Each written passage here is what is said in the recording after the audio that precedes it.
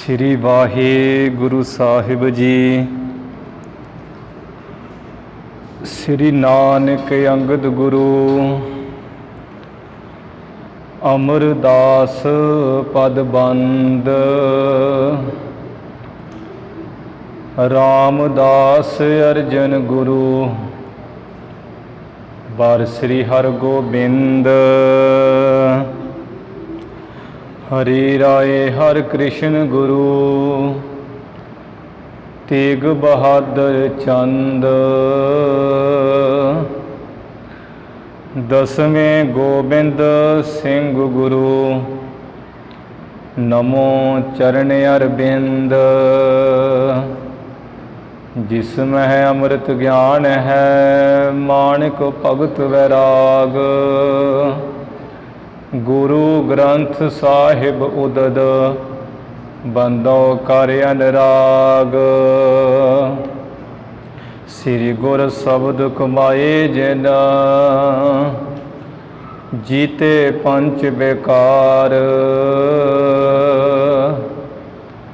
ਤਿਨ ਸੰਤਨ ਕੋ ਬੰਦਨਾ ਸਿਰ ਚਰਨਨ ਪਰ ਧਾਰ।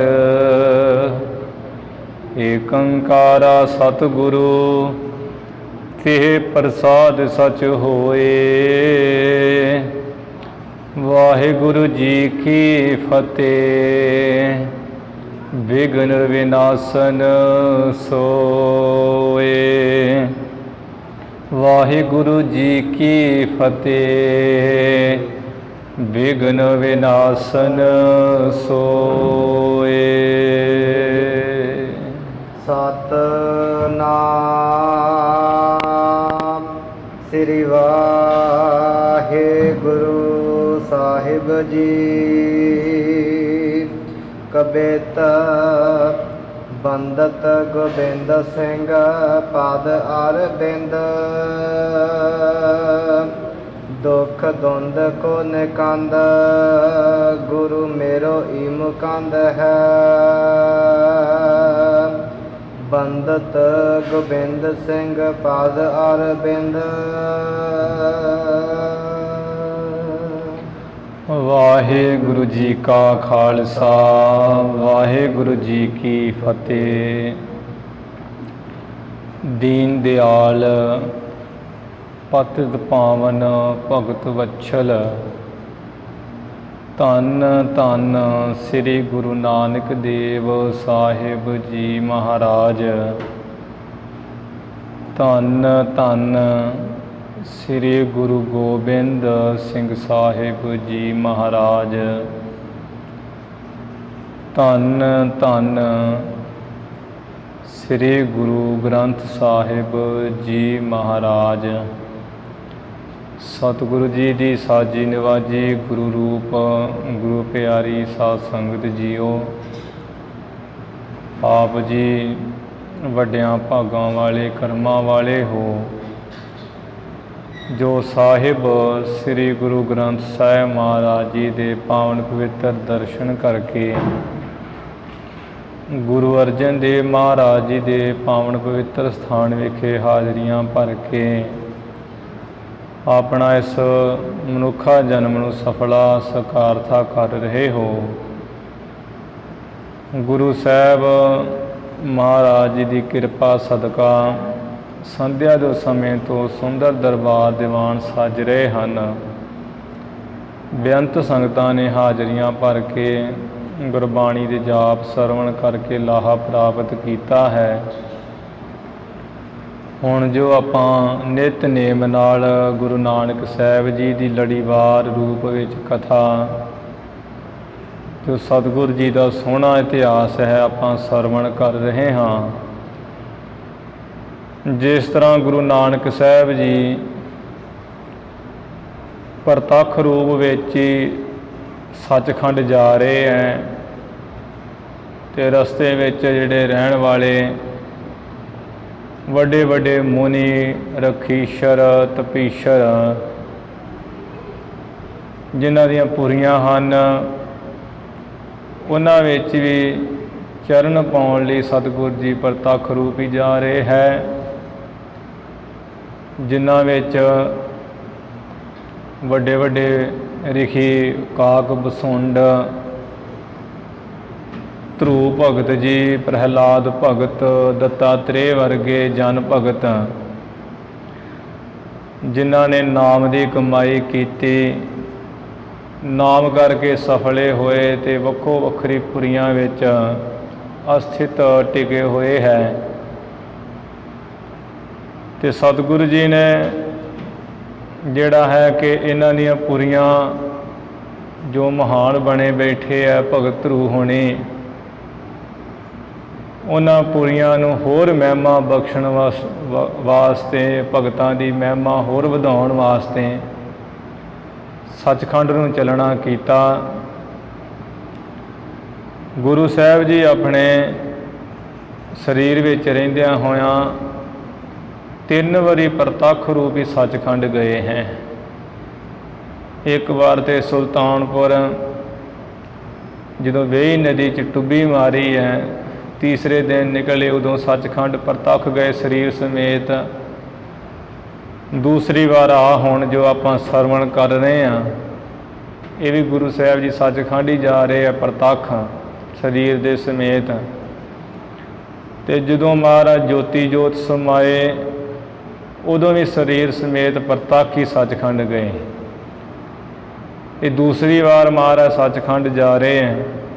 ਜਿਹੜੇ ਕੋਈ ਭਗਤ ਜਨਾਂ ਦੀਆਂ ਪੁਰੀਆਂ ਨੂੰ ਦੇਖਣ ਵਾਸਤੇ, ਉਹਨਾਂ ਦੀ ਮਹਿਮਾ ਵਧਾਉਣ ਵਾਸਤੇ ਧਰੂ ਭਗਤ ਹੋਣਾ ਦੀ। ਹੋਰ ਇੱਧਰ ਰਸਤੇ ਵਿੱਚ ਹੀ ਸਮੇਰ ਪਰਬਤ ਪੈਂਦਾ ਹੈ ਸੱਚਖੰਡ ਜਾਣ ਲੱਗਿਆਂ। ਜਿਸ ਸਮੇਰ ਪਰਬਤ 'ਤੇ ਜਿਹੜੇ ਸਿੱਧ ਲੋਕ ਬੜੇ ਮਾਨੀ ਹੰਕਾਰੀ ਬੈਠੇ ਹੋਏ ਹੈ, ਜਿਨ੍ਹਾਂ ਨੂੰ ਤਾਂ ਇੱਥੋਂ ਤੱਕ ਮਾਣ ਹੋਇਆ ਪਿਆ ਵੀ ਸਾਡੇ ਸਿੱਧਾਂ ਦੇ ਸਮਾਨ, ਸਾਡੇ ਪੰਥ ਦੇ ਸਮਾਨ ਤੇ ਹੋਰ ਕੋਈ ਹੈ ਹੀ ਨਹੀਂ ਹੈ। ਤੇ ਉਹ ਸਿੱਧ ਲੋਕ ਜਿਹੜੇ ਹੈ ਬਹੁਤਾ ਉਹ ਸਰੀਰ ਦੀ ਜਿਹੜੀ ਜਾਣਦੇ ਸਨ, ਸਰੀਰ ਅੰਦਰਲੇ ਬਾਰੇ, ਸਰੀਰ ਦੀਆਂ ਨਸਾਂ, ਸਰੀਰ ਦੇ ਜੋੜ, ਕਿਉਂਕਿ ਲੋਕ ਸਿੱਧ ਲੋਕ ਜਿਹੜੇ ਹੈ ਨਿਉਲੀ ਕਰਮ, ਨੇਤੀ, ਧੋਤੀ, ਬਸਤੀ ਆਦਿਕ ਸਰੀਰ ਸ਼ੁੱਧੀ ਕਰਦੇ ਸਨ। ਭਾਵੇਂ ਕਿ ਹਕੀਮ ਲੋਕ, ਵੈਦ ਲੋਕ, ਇਹਨਾਂ ਨੂੰ ਵੀ ਸਰੀਰ ਦਾ ਪਤਾ ਹੁੰਦਾ ਹੀ ਹੈ, ਪਰ ਇਹ ਸਰੀਰ ਦੇ ਸਾਰੇ ਜਿਹੜੇ ਪਾਰਟ ਉਹਨਾਂ ਬਾਰੇ ਨਹੀਂ ਜਾਣਦੇ। ਜੋਗੀ ਲੋਕ ਹੁਣ ਸਭ ਕੁਝ ਜਾਣਦੇ ਆ, ਜਿਸ ਕਰਕੇ ਮਹਾਰਾਜ ਜੀ ਅੱਗੇ ਇਹੋ ਜਿਹੇ ਪ੍ਰਸ਼ਨ ਰੱਖਦੇ ਆ ਵੀ ਦੱਸੋ ਇੱਕ ਮਨੁੱਖ ਦਿਨ ਵਿੱਚ ਕਿੰਨੇ ਸਵਾਸ ਲੈਂਦਾ ਹੈ, ਕਿੰਨੇ ਤੱਤਾਂ ਦੀ ਇਹ ਦੇਹ ਬਣੀ ਹੈ, ਫਿਰ ਕਿੰਨੇ ਤਰ੍ਹਾਂ ਦੀ ਪੌਣ ਹੈ ਸਰੀਰ ਵਿੱਚ, ਉਹਦਾ ਸਥਾਨ ਕਿੱਥੇ ਹੈ, ਕਿਹੜੀ ਪੌਣ ਕਿਹੜੀ ਕਿਰਿਆ ਕਰਦੀ ਹੈ, ਇਸ ਸਰੀਰ ਵਿੱਚ ਕਿੰਨੇ ਚੱਕਰ ਹੈ, ਕਿੰਨੇ ਤੁਸਾਂ ਨੇ ਵਿੰਨੇ ਹੈ, ਕਿਹੜੇ ਚੱਕਰ ਦਾ ਕਿੱਥੇ ਸਥਾਨ ਹੈ, ਕਿਹੜੇ ਚੱਕਰ ਵਿੱਚ ਜਿਹੜੇ ਕਵਲ ਹੈ ਉਹ ਕਿੰਨੀਆਂ ਪੰਖੜੀਆਂ ਦਾ ਹੈ, ਉਹਦੇ ਵਿੱਚ ਵਾਸਾ ਕਿਹਦਾ ਹੈ, 5 ਤੱਤਾਂ ਦੀਆਂ ਜਿਹੜੀਆਂ ਵੱਖੋ ਵੱਖਰੇ ਗੁਣ ਹੈ, ਵਿਸ਼ੇ ਹੈ ਇੰਦਰੀਆਂ ਦੇ, ਉਹ ਕਿਹੜੇ ਕਿਹੜੇ ਹੈ।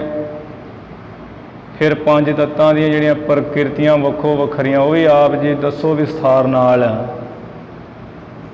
ਇਹੋ ਜਿਹੇ ਪ੍ਰਸ਼ਨ ਮਹਾਰਾਜ ਨੂੰ ਕਰਦੇ ਹੈ। ਪਰ ਗੁਰੂ ਨਾਨਕ ਸਾਹਿਬ ਜੀ ਤੇ ਗਿਆਨ ਸਰੂਪ ਹੈ, ਕਿਹੜਾ ਕਿਤੋਂ ਗਿਆਨ ਲੈਣ ਜਾਣਾ ਹੈ। 14 ਵਿਦਿਆ ਦੇ ਮਾਲਕ, 64 ਵਿਦਿਆ ਦੇ ਮਾਲਕ, ਹਰ ਤਰ੍ਹਾਂ ਨਾਲ ਗਿਆਨ ਸਰੂਪ ਹੈ। ਗਿਆਨ ਹੀ ਮਹਾਰਾਜ ਜੀ ਤੋਂ ਪ੍ਰਗਟ ਹੋਇਆ ਹੈ, ਜਿਸ ਕਰਕੇ ਇਹਨਾਂ ਸਾਰੇ ਸਿੱਧਾਂ ਦੇ ਵੱਖੋ ਵੱਖਰੇ ਕੀਤੇ ਹੋਏ ਸਵਾਲ ਨੰਬਰਵਾਰ, ਤਰਤੀਬਵਾਰ, ਬੜੇ ਤਸੱਲੀ ਬਖਸ਼ੀ ਉੱਤਰ ਦਿੱਤੇ ਹੈ।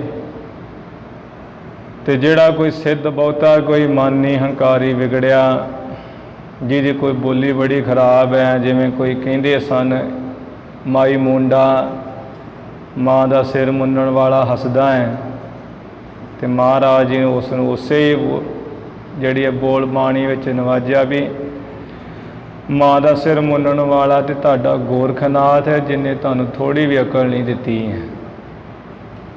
ਤੇ ਇੱਕ ਜਿਹੜਾ ਹੋਰ ਆਇਆ ਉਹ ਤੇ ਉਹਨੇ ਜਿਹੋ ਜਿਹੀ ਬੋਲੀ ਬੋਲੀ, ਉਹਨੂੰ ਤੇ ਮਹਾਰਾਜ ਨੇ ਸਿੱਧਾ ਹੀ ਕਿਹਾ ਵੀ ਭੌਂਦੂ ਹੀ ਕਹਿ ਦਿੱਤਾ ਉਹਨੂੰ। ਭੌਂਦੂ ਦਾ ਅਰਥ ਹੁੰਦਾ ਵੀ ਜਿਹੜਾ ਇੱਕ ਥਾਂ ਨਾਲ ਟੇਕ ਕੇ ਬੈਠੇ, ਕਦੀ ਕਿਤੇ ਗੇੜੀਆਂ ਕੱਢੇ, ਕਦੀ ਕਿਤੇ ਗੇੜੀਆਂ ਕੱਢੇ, ਆ ਭੌਂਦਾ ਹੀ ਫਿਰੇ, ਉਹਨੂੰ ਕਹੀਦਾ ਭੌਂਦੂ। ਜਿਵੇਂ ਕਈਆਂ ਦਾ ਡਾਂਗ 'ਤੇ ਡੇਰਾ ਹੁੰਦਾ, ਭਾਵੇਂ ਉਹਨਾਂ ਨੂੰ ਕਿੰਨੀਆਂ ਸੁੱਖ ਸਹੂਲਤਾਂ ਹੋਣ, ਫਿਰ ਹੀ ਉਹ ਇੱਕ ਥਾਂ ਟਿਕਦੇ ਨਹੀਂ। ਕਹਿੰਦੇ ਇੱਥੇ ਨਹੀਂ ਰਹਿਣਾ, ਉੱਥੇ ਚਲੇ ਜਾਣਾ, ਇੱਥੇ ਨਹੀਂ ਰਹਿਣਾ, ਉੱਥੇ ਚਲੇ ਜਾਣਾ। ਅਤੇ ਉਹਨੂੰ ਭੌਂਦੂ ਕਹੀਦਾ ਜਿਹੜਾ ਇੱਕ ਥਾਂ ਟਿਕੇ ਨਾ। ਫਿਰ ਉਸ ਇਹੋ ਜਿਹਾ ਹੀ ਇਹਨਾਂ ਸਿੱਧਾਂ ਵਿੱਚ ਇੱਕ ਭੌਂਦੂ ਸੀ, ਡਾਂ ਟਿਕ ਕੇ ਬਹਿਣ ਵਾਲਾ। ਉਹਨੂੰ ਮਹਾਰਾਜ ਨੇ ਉਸੇ ਤਰ੍ਹਾਂ ਹੀ ਕਹਿ ਕੇ ਨਵਾਜਿਆ। ਅਤੇ ਇਹਨਾਂ ਦੇ ਇਹੋ ਜਿਹੇ ਵਿਹਾਰ ਨੂੰ ਵੇਖ ਕੇ, ਆਉਣ ਜਾਣ ਨੂੰ ਦੇਖ ਕੇ ਭਾਈ ਮਰਦਾਨੇ ਨੂੰ ਗੁੱਸਾ ਆ ਗਿਆ। ਮਹਾਰਾਜ ਦੱਸੋ, ਆਗਿਆ ਦਿਓ ਥੋੜ੍ਹੀ ਜਿਹੀ ਮੈਨੂੰ, ਵੇਖਿਆ ਮੈਂ ਕਿੱਦਾਂ ਇਹਨਾਂ ਦੇ ਚੱਡੇ ਗਾਟੇ ਕਰਦਾ ਹਾਂ, ਕਿਵੇਂ ਉਲਟਾ ਕੇ ਸੁੱਟਦਾ ਇਹਨਾਂ ਨੂੰ, ਫਿਰ ਆਪੇ ਨੇ ਕੋਈ ਆ ਕੇ ਤੁਹਾਡੇ ਨਾਲ ਬਚਨ ਕਰੇਗਾ। ਮਹਾਰਾਜ ਕਹਿੰਦੇ ਵੀ ਭਾਈ ਮਰਦਾਨਾ, ਇਹ ਜਿਹੜੀ ਲੜਾਈ ਹੈ ਹਥਿਆਰਾਂ ਦੀ ਲੜਾਈ ਨਹੀਂ ਹੈ, ਇਹ ਤਾਂ ਗਿਆਨ ਚਰਚਾ ਹੈ। ਗਿਆਨ ਰੂਪੀ ਖੜਗ ਨਾਲ ਅਗਿਆਨੀਆਂ ਦੇ ਜਿਹੜੇ ਅਗਿਆਨ ਦੇ ਜਿਹੜੇ ਅੰਗ ਉਹ ਕੱਟਣੇ ਆ ਸਾਨੇ। ਇਹ ਸਿੱਧਾਂ ਨੇ ਜਿਹੜੇ ਅੰਦਰ ਗਿਆਨ ਹੈ ਨਾ, ਗਿਆਨ ਦੇ ਅੰਗ ਇਹਨਾਂ ਦੇ ਗਿਆਨ ਰੂਪੀ ਖੜਗ ਨਾਲ ਕੱਟਾਂਗੇ। ਬਾਕੀ ਵੀ ਭਾਈ ਮਰਦਾਨਾ ਤੂੰ ਇਹਨਾਂ ਨੂੰ ਦੇਖ, ਇਹਨਾਂ ਦਾ ਤਮਾਸ਼ਾ ਵੇਖ, ਇਹ ਕਰਦੇ ਕੀ ਹੈ, ਕੌਣ ਕਿਸ ਤਰ੍ਹਾਂ ਹੈ, ਕੌਣ ਚੰਗਾ ਹੈ, ਕੌਣ ਕੀ ਕਰਦਾ ਹੈ, ਇਹਨਾਂ ਨੂੰ ਪਰਖ। ਕਿਉਂਕਿ ਜਿਵੇਂ ਗੁਰਬਾਣੀ 'ਚ ਲਿਖਿਆ ਹੈ, ਮੁੱਖ 'ਤੇ ਬੋਲਿਆ ਤਾਂ ਕੱਢਿਆ ਵਿਚਾਰ। ਕਿ ਜੋ ਕੋਈ ਮੁੱਖੋਂ ਬੋਲਦਾ ਹੈ ਤੇ ਸਿਆਣੇ ਲੋਕ ਉਹਦੀ ਤੱਤ ਕੱਢ ਲੈਂਦੇ, ਵਿਚਾਰ ਕੱਢ ਲੈਂਦੇ ਹੈ ਕਿ ਕਿਸ ਕਰਤੂਤ ਦਾ ਮਾਲਕ ਹੈ। ਜਿਵੇਂ ਕੋਈ ਆ ਰਾਗੀ ਜਦੋਂ ਹੱਥ ਜਿਹਾ ਚਲਾਉਂਦਾ ਹਾਰਮੋਨੀਅਮ 'ਤੇ ਹੇਕ ਜੀ ਲਾਉਂਦਾ ਹੈ, ਉਹਦੀ ਹੇਕ ਲਾਉਣ ਤੋਂ, ਸੁਰਾਂ ਕੱਢਣ ਤੋਂ ਹੀ ਪਤਾ ਲੱਗ ਜਾਂਦਾ ਵੀ ਇਹ ਰਾਗੀ ਕਿੰਨਾ ਕੁ ਹੈ, ਇਹ ਰਾਗੀ ਦੇ ਪੱਲੇ ਕੁਝ ਹੈ ਕਿ ਨਹੀਂ। ਇਸੇ ਤਰ੍ਹਾਂ ਕੋਈ ਕਥਾਵਾਚਕ ਹੈ, ਜਦੋਂ ਕਥਾ ਸ਼ੁਰੂ ਕਰੇਗਾ, ਪ੍ਰਕਰਨ ਸ਼ੁਰੂ ਕਰ ਲਵੇਗਾ, ਤਾਂ ਉੱਥੋਂ ਪਤਾ ਚੱਲ ਜਾਏਗਾ ਵੀ ਇਹ ਗਿਆਨੀ ਕਿੱਥੋਂ ਕੁ ਤੱਕ ਦਾ ਹੈ। ਕਿਉਂਕਿ ਕਈ ਆ ਕਥਾ ਕਰਦੇ ਹੀ ਆ, ਸ਼ਬਦ ਦਾ ਕੇਂਦਰੀ ਭਾਵ ਕੋਈ ਹੁੰਦਾ, ਪ੍ਰਕਰਨ ਕੋਈ ਛੋਹ ਲੈਂਦੇ ਆ। ਉਹ ਸ਼ਬਦ ਵਿੱਚ ਕੋਈ ਹੋਰ ਸਿੱਖਿਆ ਹੁੰਦੀ ਹੈ ਅਤੇ ਉਹ ਹੋਰ ਹੀ ਸਾਖੀ ਲਾ ਦੇਣਗੇ। ਗਿਆਨ ਦੀ ਕਥਾ ਹੋਊ ਅਤੇ ਰਹਿਤ ਮਰਿਆਦਾ ਸ਼ੁਰੂ ਕਰ ਦੇਣਗੇ ਵਿੱਚ। ਰਹਿਤ ਮਰਿਆਦਾ ਦੀ ਗੱਲ ਹੋਊ ਅਤੇ ਸਾਖੀ ਹੋਰ ਕੋਈ ਲਾ ਕੇ ਬਹਿ ਜਾਣਗੇ। ਉਹਦੇ ਬੋਲਣ ਤੋਂ ਪਤਾ ਲੱਗ ਜਾਂਦਾ ਵੀ ਇਹ ਅਨੁਭਵੀ ਗਿਆਨੀ ਹੈ ਕਿ ਜਾਂ ਕਿਤਾਬੀ ਕੀੜਾ ਹੈ, ਇਹ ਯਥਾਰਥ ਗਿਆਨੀ ਹੈ ਕਿ ਚੁੰਚ ਗਿਆਨੀ ਹੈ, ਜਾਂ ਇਹ ਸੁਣਿਆ ਸੁਣਾਇਆ ਗਿਆਨੀ ਹੈ। ਉਹਦੇ ਤੋਂ ਸਭ ਪਤਾ ਲੱਗ ਜਾਏਗਾ, ਉਹਦੀ ਵਿਚਾਰ ਤੋਂ ਹੀ।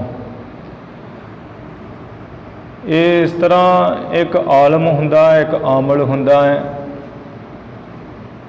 ਅਤੇ ਜੇ ਕਈ ਦੇ ਹੁਣ ਆਮਲ ਵੀ ਹੁੰਦੇ ਹੈ, ਕਈ ਆਮਲ ਹੁੰਦੇ ਆਲਮ ਨਹੀਂ ਹੁੰਦੇ, ਕਈ ਆਲਮ ਹੁੰਦੇ ਕੋਈ ਆਮਲ ਨਹੀਂ ਹੁੰਦੇ। ਆਮਲ ਤੇ ਉਹ ਵੀ ਜਿਵੇਂ ਕਮਾਈ ਤੇ ਬਹੁਤ ਹੋ ਜਾਣੀ,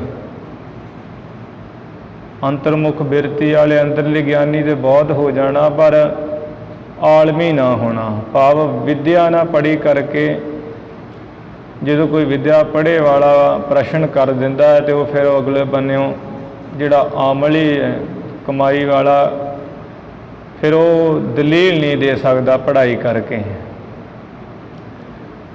ਕਿਉਂਕਿ ਜਦੋਂ ਹੁਣ ਕੋਈ ਗੀਤਾ ਦੀ ਸੁਰਤੀ ਪੜ੍ਹੇਗਾ, ਸ਼ਲੋਕ ਵੇਦਾਂ ਦੀ ਸੁਰਤੀ ਪੜ੍ਹੇਗਾ, ਉਹ ਆਲਮੀ। ਅਤੇ ਜਿਹੜਾ ਕੋਈ ਆਮਲੀ ਹੈ, ਆਮਲ ਆਹੋ ਉੱਦਾਂ ਤਾਂ ਕਮਾਈ ਵਾਲਾ ਬਹੁਤ ਹੈ, ਪਰ ਉਹ ਪੜ੍ਹਿਆ ਨਹੀਂ ਹੈ, ਜਿਹਦੇ ਕਰਕੇ ਉਹ ਫਿਰ ਦਲੀਲ ਨਾਲ ਉੱਤਰ ਨਹੀਂ ਦੇ ਸਕੇਗਾ।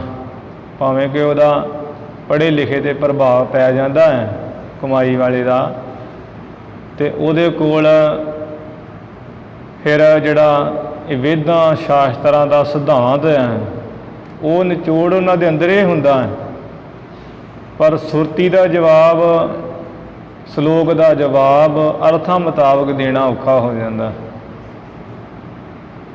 ਇਸੇ ਤਰ੍ਹਾਂ ਜਿਹੜਾ ਕੋਈ ਆਲਮੀ ਹੈ, ਪੜ੍ਹਿਆ ਬਹੁਤਾ ਹੈ, ਬਹੁਤੇ ਗ੍ਰੰਥ ਪੜ੍ਹਿਆ ਹੈ, ਪਰ ਉਹ ਆਮਲ ਨਹੀਂ ਹੈ, ਭਾਵ ਕਮਾਈ ਵਾਲਾ ਨਹੀਂ ਹੈ ਵੀ ਗ੍ਰੰਥ ਤੇ ਬਹੁਤ ਪੜ੍ਹਿਆ, ਉੱਦਾਂ ਦਲੀਲਾਂ ਬੜੀਆਂ ਜਾਣਦਾ, ਅੰਦਰ ਨਹੀਂ ਕੋਈ ਕਮਾਈ ਕੀਤੀ, ਅਨੁਭਵ ਨਹੀਂ ਕੀਤਾ, ਤੇ ਉਹਦਾ ਗਿਆਨ ਵੀ ਕੋਈ ਪੂਰਾ ਨਹੀਂ ਹੈ, ਕਿਉਂਕਿ ਉਹ ਭਾਵੇਂ ਪੜ੍ਹਿਆ ਬਹੁਤ ਹੈ, ਜਿੰਨਾ ਚਿਰ ਉਹ ਅੰਦਰਲੀ ਜਿਹੜੀ ਹੈ ਵਿਚਾਰ ਨਹੀਂ ਜਾਣਦਾ ਤੇ ਬਾਹਰੀ ਬੋਲ ਬੋਲੀ ਜਾਏਗਾ, ਅੰਦਰੋਂ ਉੱਪਰੋਂ ਅੰਦਰੋਂ ਖਾਲੀ ਹੋਵੇਗਾ। ਤੇ ਉਹਦੇ ਕੁਝ ਜਦੋਂ ਉਮਰ ਵੀ ਢਲ ਗਈ, ਕੁਝ ਉਮਰ ਬੀਤ ਗਈ, ਉਹ ਪੜ੍ਹਿਆ ਲਿਖਿਆ ਵੀ ਜਿੰਨਾ ਚਿਰ ਬੁੱਧੀ 'ਚ ਟਿਕਿਆ ਉਹਨਾਂ ਚਿਰ ਗਿਆਨ ਰਹਿੰਦਾ ਹੈ, ਜੀਣ 'ਚ ਰਹਿੰਦਾ ਹੈ। ਬਾਅਦ ਵਿੱਚ ਉਹਨੂੰ ਕੋਈ ਪੁੱਛ ਲਵੇ ਢਲਦੀ ਉਮਰ 'ਚ, ਉਹ ਕਹਿੰਦਾ ਵੀ ਹੁਣ ਤਾਂ ਮੈਨੂੰ ਯਾਦ ਨਹੀਂ ਹੈ, ਉਂਝ ਮੈਨੂੰ ਪਤਾ ਸੀ। ਪਰ ਜੇ ਅਨੁਭਵੀ ਹੋਊਗਾ ਫਿਰ ਉਹ ਸਾਰਾ ਹੀ ਦੱਸ ਦੇਵੇਗਾ। ਉਹ ਪੜ੍ਹਿਆ ਵੀ ਭੁੱਲ ਜਾਂਦਾ ਹੈ ਜਦੋਂ ਬੁੱਧੀ ਵਡੇਪੇ ਵਿੱਚ ਜਾ ਕੇ ਕੰਮ ਘੱਟ ਕਰਨ ਲੱਗ ਪੈਂਦੀ ਹੈ। ਇਸ ਤਰ੍ਹਾਂ ਆਮਲ ਤੇ ਆਲਮ ਹੋਣਾ ਦੋਵੇਂ ਬੜੇ ਜ਼ਰੂਰੀ ਹੈ। ਗੁਰੂ ਸਾਹਿਬ ਜੀ ਤੇ ਆਲਮ ਵਿਦਵਾਨ ਵੀ ਹੈ, ਆਮਲ ਅਨੁਭਵੀ ਵੀ ਹੈ, ਗਿਆਨੀ ਵੀ ਅੰਦਰੋਂ ਸਭ ਤਰ੍ਹਾਂ ਨਾਲ।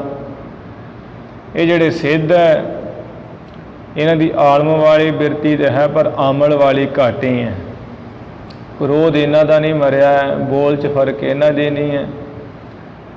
ਤਾਂ ਇਹ ਕਹਿੰਦੇ ਵੀ ਜਿਹੜਾ ਗੁਰੂ ਪੂਰਾ ਹੋਣਾ ਚਾਹੀਦਾ, ਬ੍ਰਹਮ ਨਿਸ਼ਠੀ ਬ੍ਰਹਮ ਸਰੋਤਰੀ, ਉਹਦੇ ਨਾਲ ਪਾਰ ਉਤਾਰਾ ਹੈ। ਗੁਰੂ ਸਾਹਿਬ ਜੀ ਨੇ ਇਹਨਾਂ ਨੂੰ ਨਿਰੁੱਤਰ ਕੀਤਾ, ਹਰ ਇੱਕ ਦਾ ਜਵਾਬ ਦਿੱਤਾ। ਉਹ ਪਿੱਛੇ ਆਪਾਂ ਪ੍ਰਸੰਗ ਵਿਸਥਾਰ ਨਾਲ ਸਰਵਣ ਕਰ ਲਿਆ ਹੈ। ਅੱਗੇ ਜਿਵੇਂ ਸਿੱਧ ਗੋਪੀ ਚੰਦ, ਈਸ਼ਰਨਾਥ, ਲੰਗਰਨਾਥ, ਮੰਗਲਨਾਥ, ਸ਼ੰਭੂਨਾਥ, ਇਹ ਆਉਂਦੇ ਆ ਪ੍ਰਸੰਗ ਵਿੱਚ। ਇਹਨਾਂ ਦੀ ਕਥਾ ਗੋਰਖਨਾਥ ਤੋਂ ਆਗਿਆ ਲੈ ਲੈ ਕੇ ਉਹ ਪ੍ਰਸੰਗ ਆਪਾਂ ਸਰਵਣ ਕਰੀਏ।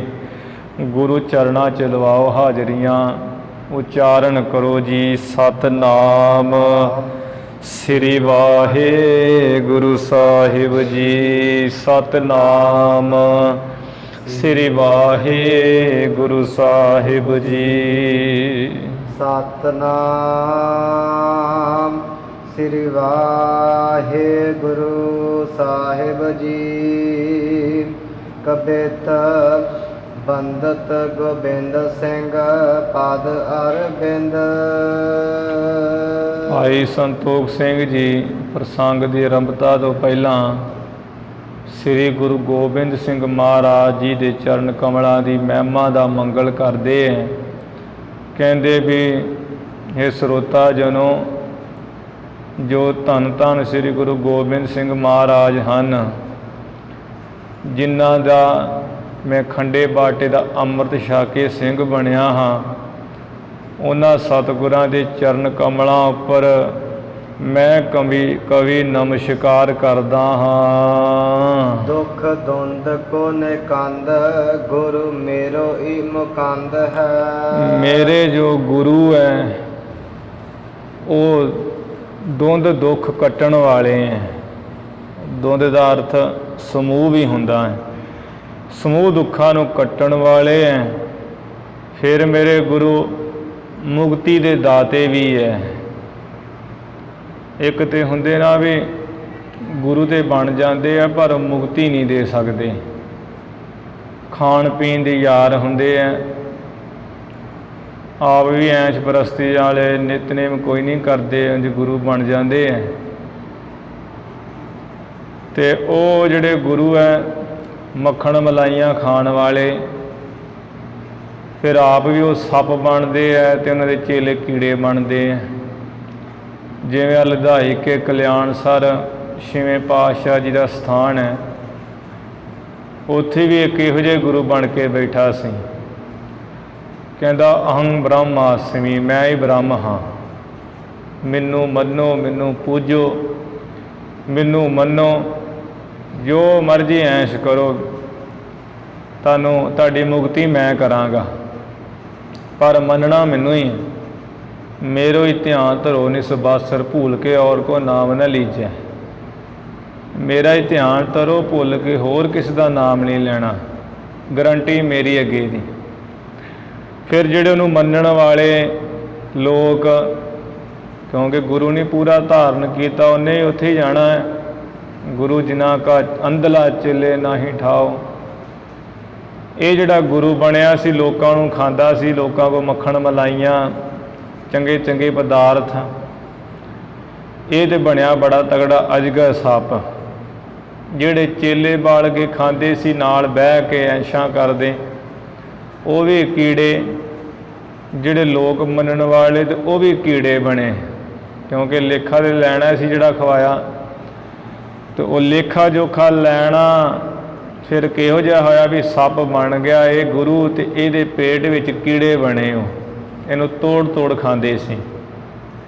ते जदों महाराज गुरु सूरे, गुरु पूरे 6वें पातशाह जी लधाई के वाले स्थान ते इधर मालवे धरती गए हैं, ये अजगर सप नूं वेख्या ते ये जदों फटिया, फिर इहदा आधार कीता, इहनूं उधारिया, इहदा उधार कीता।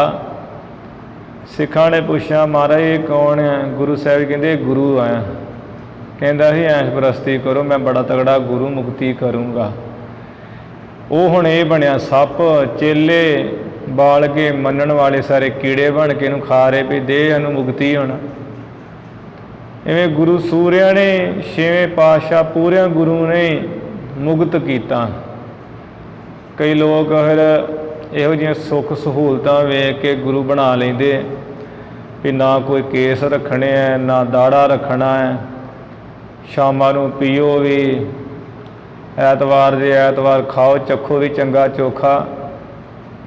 इहो जिहा गुरु बनाउणा चाहीदा।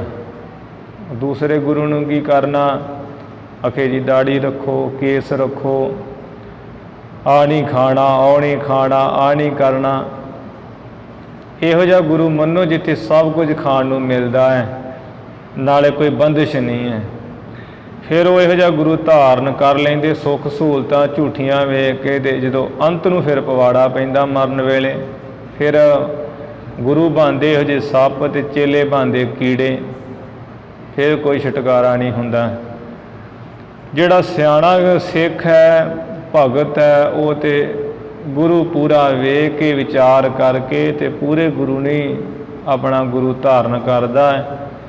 जिवें तीसरे पातशाह महाराज जी ने सानू ये सेंध देण वास्ते 21 वार हरिद्वार गए है, पूरे गुरु नूं धारण करन दा स्वांग जिहा रच के। ते 21 वार कोई गुरु नहीं धारण किया हरिद्वार जाके। जदों गुरु अंगद देव साहब जी नाल मेल मिलाप होया, बचन सुने, दर्शन किया, शांति आई, लंगर चलदे वेखे, संगत आउंदी वेखी, ते पूरा गुरु धारण कर ले गुरु अंगद देव साहब जी। फिर उत्थे ही रह पे, कमाई कीती आप भी, ते पूर्ण गुरु बने। पूर्ण गुरु हो के ते जिहड़े होर है भुल्ले भटके, हरिद्वार दे किनारे, गंगा दे किनारे, ते उन्हां नूं भी सीधे राह पाया महाराज जी ने। इस तरह वो गुरु महाराज मुक्ति देने वाले हुए हैं। पूरे गुरु कोलों ही मुक्ति है, होर किसी पासों कोई मुक्ति नहीं है। जिस करके भाई संतोख सिंह जी कह रहे हैं भी मेरे जो गुरु है गुरु गोबिंद सिंह जी, वो धुंध दुख, धुंध का अर्थ गुनाह अवगुण भी हुंदा है। अवगुण गुनाहां नूं कट्टण वाले, दुखां नूं कट्टण वाले। धुंध अर्थ उपद्र अनर्थ भी हुंदा, जिवें कहने भी आ बड़ा उपद्रवी है, बड़ा कलेशी है, भैड़े काम करने वाला, मंदे काम करने वाला। वो धुंध दुख उपद्रा अनर्थां नूं, अवगुणा गुनाहां नूं, दुखां नूं कट्टण वाले हैं। गुरु गोबिंद सिंह महाराज मुक्ति दाता भी हन। ऐसे सतगुरां दे चरणां कवलां उपर मैं कवि नमस्कार करदा हां। श्री बाला संदरवाच ਗੋਰਖ ਵਿਚਾਰ ਸਿੱਧ ਲੀਨੇ ਹੈ ਹਕਾਰ ਸਭ। ਜੋ ਗੋਰਖਨਾਥ ਸਿੱਧ ਹੈ, ਸਾਰੇ ਸਿੱਧਾਂ ਦਾ ਗੁਰੂ, ਇਸ ਤਰ੍ਹਾਂ ਚੰਗੀ ਤਰ੍ਹਾਂ ਸੋਚ ਵਿਚਾਰ ਕੇ ਜਿਹੜੇ ਸਾਰੇ ਸਿੱਧ ਆਪਣੇ ਕੋਲ ਸੱਦ ਲਏ, ਬੁਲਾ ਲਏ ਹਨ। ਆਇਸ ਉਚਾਰ ਤਬ ਭੇਜਿਓ ਗੋਪੀ ਚੰਦ ਹੈ। ਉਹਨਾਂ ਵਿੱਚ ਇੱਕ ਸਿਆਣਾ ਸੀ ਗੋਪੀ ਚੰਦ, ਜੋ ਪਹਿਲਾਂ ਰਾਜਾ ਸੀ, ਤੇ ਗੋਰਖਨਾਥ ਨੇ ਦੇ ਕੰਨ ਪਾੜ ਕੇ, ਮੂੰਡ ਸਿਰ ਦਾ ਮੁੰਨ ਕੇ, ਰਾਜ ਭਾਗ ਛਡਾ ਕੇ, ਘਰ-ਬਾਰ ਛਡਾ ਕੇ ਤੇ ਆਪਣੇ ਵਿੱਚ ਸਿੱਧਾਂ ਵਿੱਚ ਰਲਾ ਲਿਆ, ਮਿਲਾ ਲਿਆ ਸੀ। ਉਹ ਗੋਪੀ ਚੰਦ ਨੂੰ ਕੋਲ ਬੁਲਾਇਆ ਹੈ ਗੋਰਖਨਾਥ ਨੇ, ਆਗਿਆ ਉਚਾਰ ਕੇ ਕਹਿ ਕੇ ਆਗਿਆ ਵੀ ਤੂੰ ਗੁਰੂ ਨਾਨਕ ਸਾਹਿਬ ਜੀ ਵਾਸ ਚਲਿਆ ਜਾ, ਉਹਨਾਂ ਨੂੰ ਉਪਦੇਸ਼ ਦੇ, ਉਹਨਾਂ ਨੂੰ ਮਿਲਾ ਆਪਣੇ ਨਾਲ, ਇਹ ਕਹਿ ਕੇ ਭੇਜਿਆ ਹੈ। ਆਵਤ ਹੀ ਦੇਖ ਕਰ ਕਹੀ ਹੈ ਆਦੇਸ਼। ਇਸ ਗੋਪੀ ਚੰਦ ਨੇ ਆਉਂਦਿਆਂ ਹੀ ਸਤਿਗੁਰੂ ਨਾਨਕ ਦੇਵ ਸਾਹਿਬ ਨੂੰ ਦੇਖ ਕਰਕੇ ਕਿਹਾ ਹੈ, ਗੁਰੂ ਨਾਨਕ ਸਾਹਿਬ ਤਪਾ ਜੀ ਤੁਹਾਨੂੰ ਆਦੇਸ਼ ਹੋਵੇ, ਨਮਸਕਾਰ ਹੋਵੇ। ਏਕੰਕਾਰ ਕੋ ਆਦੇਸ਼ ਸੁਨ ਭਾਖੀ ਸੁਖ ਕੰਦ ਹੈ। ਸੁੱਖਾਂ ਦੇ ਦਾਤੇ, ਸੁੱਖਾਂ ਦੇ ਬੱਦਲ ਮਹਾਰਾਜ ਜੀ ਨੇ ਗੋਪੀ ਚੰਦ ਪਾਸੋਂ ਸੁਣ ਕੇ ਆਖਿਆ ਹੈ, ਕਿਹਾ ਹੈ ਕਿ ਗੋਪੀ ਚੰਦਾ ਸਾਡੇ ਇੱਕ ਓੰਕਾਰ ਪਰਮੇਸ਼ਰ ਨੂੰ ਆਦੇਸ਼ ਹੈ, ਨਮਸਕਾਰ ਹੈ, ਆਦੇਸ਼ ਤਿਸੇ ਆਦੇਸ਼। ਆਏ ਟਿਗ ਬੈਸ ਔਰ ਹਰਖ ਬਸੇਖ। ਇਹ ਕੋਲ ਗੋਪੀ ਚੰਦ ਆ ਕੇ ਮਹਾਰਾਜ ਜੀ ਪਾਸ ਬੈਠ ਗਿਆ ਹੈ। ਹਿਰਦੇ ਵਿੱਚ ਵਿਸ਼ੇਸ਼ ਕਰਕੇ ਬਹੁਤੀ ਪ੍ਰਸੰਨਤਾ, ਖੁਸ਼ੀ ਹੈ। ਜੈਸੇ ਮਾਲ ਤੰਡ ਦੇਖ ਬਿਗ ਸਾਤ ਅਰਬਿੰਦ ਹੈ। ਜਿਸ ਤਰ੍ਹਾਂ ਸੂਰਜ ਨੂੰ ਦੇਖ ਕੇ ਕਵਲ ਜਿਹੜਾ ਉਹ ਖਿੜ ਜਾਂਦਾ ਹੈ, ਇਸੇ ਤਰ੍ਹਾਂ ਗੋਪੀ ਚੰਦ ਕਵਲ ਦੀ ਨਿਆਈ ਹੈ। ਗੁਰੂ ਨਾਨਕ ਸਾਹਿਬ ਸੂਰਜ ਨੂੰ ਦੇਖ ਕੇ ਪ੍ਰਸੰਨ ਹੋ ਗਿਆ, ਖਿੜ ਗਿਆ ਇਸ ਦਾ ਮੁਖ। ਕੌਣ ਧਿਆਨੀ, ਕੌਣ ਗਿਆਨੀ, ਕੌਣ ਇਸਨਾਨੀ। ਫਿਰ ਪ੍ਰਸ਼ਨ ਕੀਤੇ ਹੈ ਮਹਾਰਾਜ, ਅੱਖਾਂ ਜੀਆਂ ਬੰਦ ਕਰਕੇ ਤੇ ਇੱਕ ਅੱਖ ਖੋਲ ਕੇ ਤੇ ਇੱਕ ਅੱਖ ਬੰਦ ਕਰਕੇ ਸਿਰ ਪੂਜ ਸਵਗਲ ਸਮਾਦੰ। ਵਗਲੇ ਸਮਾਧੀ ਲਾਉਣ ਵਾਲੇ ਤੇ ਧਿਆਨੀ ਬਹੁਤ ਹੈ, ਅਸਲ ਧਿਆਨੀ ਕਿਹੜਾ ਹੈ? ਧਿਆਨ ਲਾਉਣ ਵਾਲਾ। ਫਿਰ ਯਥਾਰਥ ਗਿਆਨੀ, ਅਸਲ ਗਿਆਨੀ ਕਿਹੜਾ ਹੈ? ਤੇ ਜਿਵੇਂ 68 ਤੀਰਥਾਂ ਦੇ ਸਾਰੇ ਇਸ਼ਨਾਨ ਕਰਦੇ ਹੈ, ਤੁਹਾਡੇ ਖਿਆਲਾਂ ਮੁਤਾਬਕ ਅਸਲ ਇਸ਼ਨਾਨੀ ਕੌਣ ਹੈ? ਕੌਣ ਨਿਰਮਲ ਕੌਣ ਮੋਹਿਤ ਪਾਜੀ ਬਤਾਈਏ। ਇਹ ਗੁਰੂ ਨਾਨਕ ਸਾਹਿਬ ਤਪਾ ਜੀ ਮੈਨੂੰ ਦਸੀਏ। ਫਿਰ ਨਿਰਮਲ ਕੌਣ ਹੈ? ਮੈਲ ਤੋਂ ਰਹਿਤ ਕੌਣ ਹੈ? ਉਜਲ ਕੌਣ ਸੋ ਜੁਗਤ ਜਾਂਤੇ ਦੀਪਕ ਦੀਪਤ ਹੋਤ। ਫਿਰ ਉਹ ਕਿਹੜੀ ਜੁਗਤੀ ਹੈ ਜਿਸ ਜੁਗਤੀ ਨਾਲ ਜਿਹੜਾ ਅੰਦਰਲਾ ਦੀਵਾ ਹੈ ਉਹ ਦੀਪਤ ਪ੍ਰਕਾਸ਼ ਹੋ ਜਾਂਦਾ ਹੈ। ਵੀ ਜਿਹੜਾ ਅੰਦਰ ਜੋਤ ਹੈ, ਅੰਦਰ ਦੇ ਜੋਤ ਦੇ ਦੀਵਾ ਜਿਹੜਾ ਉਹ ਪ੍ਰਕਾਸ਼ ਹੋ ਜਾਂਦਾ, ਰੋਸ਼ਨੀ ਕਰ ਦਿੰਦਾ, ਉਹ ਕਿਹੜੀ ਜੁਗਤੀ ਹੈ? ਕਿਹੜੀ ਜੁਗਤੀ ਨਾਲ ਉਹ ਗਿਆਨ ਦਾ ਦੀਵਾ ਪ੍ਰਕਾਸ਼ ਹੋਵੇ? ਢੰਗ ਨਾਲ ਹੀ ਪੁੱਛ ਰਿਹਾ ਹੈ। ਇੱਕ ਤੇ ਉਹ ਦੀਵਾ ਨਾ ਬਾਹਰ ਜਿਹਦੇ ਵਿੱਚ ਤੇਲ ਤੇ ਵੱਟੀ ਪਾ ਦਈਏ ਤੇ ਅੱਗ ਲਾ ਦਈਏ, ਉਹ ਰੋਸ਼ਨੀ ਕਰ ਦਿੰਦਾ ਬਾਹਰ ਹੈ। ਇੱਥੇ ਹੁਣ ਜਿਹੜਾ ਗੋਪੀ ਚੰਦ ਬਹੁਤ ਸਿਆਣਾ ਢੰਗ ਦੇ ਨਾਲ ਹੀ ਪੁੱਛ ਰਿਹਾ ਮਹਾਰਾਜ ਜੀ ਨੂੰ ਵੀ ਮਹਾਰਾਜ ਉਹ ਕਿਹੜੀ ਜੁਗਤੀ ਹੈ ਜਿਸ ਜੁਗਤੀ ਨਾਲ ਅੰਦਰਲਾ ਦੀਵਾ ਹਿਰਦੇ ਵਿੱਚ ਪ੍ਰਕਾਸ਼ ਹੋ ਜਾਵੇ, ਦੀਵੇ ਦੀ ਜੋਤ ਜਗ ਜਾਵੇ, ਭਾਵ ਗਿਆਨ ਰੂਪੀ ਦੀਵਾ ਪ੍ਰਕਾਸ਼ ਹੋ ਜਾਵੇ। ਗੈਲ ਕੌਣ ਚਲਤ ਸੋ ਠਾਕ ਨਹੀਂ ਪਾਈਏ। ਫਿਰ ਉਹ ਕਿਹੜਾ ਰਸਤਾ ਹੈ ਵੀ ਜਿਸ ਰਸਤੇ ਚੱਲਿਆ, ਰਸਤੇ ਤੇ ਚੱਲਿਆ ਰਾਹ ਵਿੱਚ ਠਾਕ ਕਹੀਏ ਰੋਕ ਨਹੀਂ ਪਾਈਦੀ ਹੈ। ਨਹੀਂ ਤੇ ਆ ਜਿਹੜੇ ਆਮ ਰਸਤੇ ਆ ਸਾਨੂੰ ਰੋਕਾਂ ਪੈਂਦੀਆਂ ਹੀ ਹੈ। ਕਦੀ ਕੰਧ ਆ ਜਾਂਦੀ ਹੈ, ਕਦੀ ਤਾਰਾਂ ਆ ਜਾਂਦੀਆਂ, ਕਦੀ ਅੱਗੇ ਕੁਝ ਆ ਜਾਂਦਾ ਤੇ ਰੋਕ ਪੈ ਜਾਂਦੀ ਹੈ। ਇੱਥੇ ਕਹਿ ਰਿਹਾ ਮਹਾਰਾਜ ਉਹ ਕਿਹੜਾ ਰਸਤਾ ਹੈ ਜਿਹਦੇ ਉੱਪਰ ਚੱਲਦਿਆਂ ਕਦੀ ਰੋਕ ਨਹੀਂ ਪਾਈ ਦੀ, ਕਦੀ ਨਹੀਂ ਅਟਕੀ ਦਾ। ਕੌਣ ਘਰ ਐਸੋ ਸੁਖ ਪਾਏ ਜਹਾਂ ਬੈਸੇ ਨਿਤ। ਫਿਰ ਉਹ ਘਰ ਕਿਹੜਾ? ਇੱਕ ਤੇ ਆਹ ਘਰ ਹੈ ਜਿਹੜੇ ਦੁਨਿਆਵੀ ਘਰ ਹੈ। ਮਹਾਰਾਜ ਉਹ ਐਸਾ ਘਰ ਕਿਹੜਾ ਹੈ ਜਿਸ ਘਰ ਵਿੱਚ ਆ ਸੁਖ ਪਾ ਕੇ ਹਮੇਸ਼ਾ ਲਈ ਬੈਠਦਾ ਹੈ ਜੀਵ, ਸਦਾ ਲਈ ਬੈਠਾ ਰਹਿੰਦਾ ਆਨੰਦ ਨਾਲ ਸੁਖ ਪਾ ਕੇ। ਐਸਾ ਕਿਹੜਾ ਘਰ ਹੈ ਉਹ? ਪਾਏ ਕੈ ਸਥਿਤ ਕੋ ਨਾ ਬਹੁਰ ਡੁਲਾਈਏ। ਤੇ ਵੀ ਐਸੇ ਘਰ ਨੂੰ ਪਾ ਕਰਕੇ ਐ ਸਥਿਤ ਰਵੇ, ਕਦੀ ਨਾ ਡੋਲੇ। ਭਾਵ ਐਸਾ ਕਿਹੜਾ ਘਰ ਜਿਹਦੇ ਵਿੱਚ ਐ ਇੱਕ ਵਾਰ ਟਿਕ ਜਾਵੇ, ਫਿਰ ਉਹਦੇ ਵਿੱਚ ਬੈਠਾ ਰਵੇ ਸੁਖ ਪਾ ਕੇ, ਕਦੀ ਡੋਲੇ ਨਾ। ਭਾਵ ਛੱਡ ਕੇ ਇੱਧਰ ਉੱਧਰ ਨਾ ਜਾਵੇ। ਦੰਭ ਕੋ ਨਿਕੰਦ ਗੁਰ ਕਿੰਕਰ ਮਕੰਦ। ਜੋ ਗੁਰੂ ਨਾਨਕ ਦੇਵ ਸਾਹਿਬ ਜੀ ਆਪਣੇ ਦਾਸਾਂ ਨੂੰ ਮੁਕਤੀ ਦੇਣ ਵਾਲੇ ਹੈ, ਪਖੰਡ ਨੂੰ ਕੱਟਣ ਵਾਲੇ ਹਨ। ਸੁਨ ਬੋਲੇ ਗੋਪੀ ਚੰਦ ਸੋ ਆਨੰਦ ਕੰਦ ਦਾਈਏ। ਆਨੰਦ ਦੇ ਬੱਦਲ, ਆਨੰਦ ਦਾ ਦਾਨ ਦੇਣ ਵਾਲੇ ਆਨੰਦ ਦਾਤੇ ਮਹਾਰਾਜ ਗੁਰੂ ਨਾਨਕ ਸਾਹਿਬ ਜੀ ਗੋਪੀ ਚੰਦ ਦੇ ਇਹੋ ਜਿਹੇ ਬਚਨ ਸੁਣ ਕੇ ਬੋਲੇ ਹੈ। ਸੁਰਤ ਨਾ ਹੋਵੇ ਧਿਆਨੀ ਗੁਰਮੁਖ ਗਿਆਨੀ ਹੋਵੇ। ਹੁਣ ਇਹਦੇ ਸਵਾਲਾਂ ਦੇ ਉੱਤਰ ਮਹਾਰਾਜ ਦੇ ਰਹੇ ਹੈ ਵੀ ਇਹ ਗੋਪੀ ਚੰਦ, ਜਿਹੜਾ ਧਿਆਨੀ ਹੁੰਦਾ ਨਾ, ਅਸਲ ਜਿਹੜਾ ਧਿਆਨੀ ਵਾਹਿਗੁਰੂ ਦੇ ਨਾਮ ਵਿੱਚ ਧਿਆਨ ਲਾਉਣ ਵਾਲਾ, ਵਾਹਿਗੁਰੂ ਦੇ ਸਰੂਪ ਵਿੱਚ ਧਿਆਨ ਲਾਉਣ ਵਾਲਾ ਹੋਵੇ, ਉਹ ਧਿਆਨੀ ਦਾ ਇਹ ਫਰਜ਼ ਹੈ ਵੀ ਕਦੀ ਆਪਣੀ ਸੁਰਤੀ ਨਾ ਖੋਵੇ ਗਵਾਵੇ ਧਿਆਨ ਲਾਉਂਦਿਆਂ। ਇਹ ਨਹੀਂ ਵੀ ਅੱਖਾਂ ਬੰਦ ਕਰ ਲਵੇ ਬੰਗਲੇ ਵਾਂਗ ਤੇ ਕਦੀ ਕਿਤੇ ਧਿਆਨ ਅੰਦਰੇ ਅੰਦਰ, ਕਦੀ ਕਿਤੇ ਧਿਆਨ ਖੜੀ ਜਾਵੇ। ਜਿਸ ਧਿਆਨੀ ਨੇ ਵਾਹਿਗੁਰੂ ਨਾਮ 'ਚ ਧਿਆਨ ਲਾਉਣਾ ਹੈ ਤੇ ਜਿਹਨੇ ਵਾਹਿਗੁਰੂ ਦੇ ਸਰੂਪ ਵਿੱਚ ਧਿਆਨ ਲਾਉਣਾ ਹੈ, ਉਹ ਆਪਣੇ ਮਨ ਦੀ ਬਿਰਤੀ ਕਦੀ ਨਾ ਗਵਾਵੇ, ਕਦੀ ਨਾ ਖੋਵੇ। ਉਹ ਸੁਰਤੀ ਨੂੰ ਇੱਧਰ ਉੱਧਰ ਨਾ ਜਾਣ ਦੇਵੇ, ਉਹ ਸੁਰਤੀ ਨੂੰ ਗਵਾਵੇ ਨਾ, ਖੋਵੇ ਨਾ। ਇੱਕ ਰਸ ਸੁਰਤੀ ਟਿਕਾ ਕੇ ਰੱਖੇ ਨਾਮ ਸਰੂਪ ਵਿੱਚ। ਨਿਰਮਲ ਸੋਈ ਗੁਰਬਾਣੀ ਹਿਤ ਲਾਵਈ। ਫਿਰ ਗੁਰਮੁਖ ਗਿਆਨੀ ਹੋਵੇ। ਜਿਹੜਾ ਵੀ ਗਿਆਨੀ ਉਹ ਜਿਹੜਾ ਗੁਰੂ ਮੁਖ ਦੁਆਰਾ ਮਹਾਰਾਜ ਦੇ ਉਪਦੇਸ਼ ਦਾ ਯਥਾਰਥ ਗਿਆਨ ਪਾ ਲਵੇ, ਆਤਮਾ ਪਰਮਾਤਮਾ ਦੀ ਲਖਤਾ ਜਾਣ ਲਵੇ, ਉਸ ਯਥਾਰਥ ਬ੍ਰਹਮ ਗਿਆਨ ਨੂੰ ਪਾ ਲੈਂਦਾ, ਉਹ ਗਿਆਨੀ ਹੈ।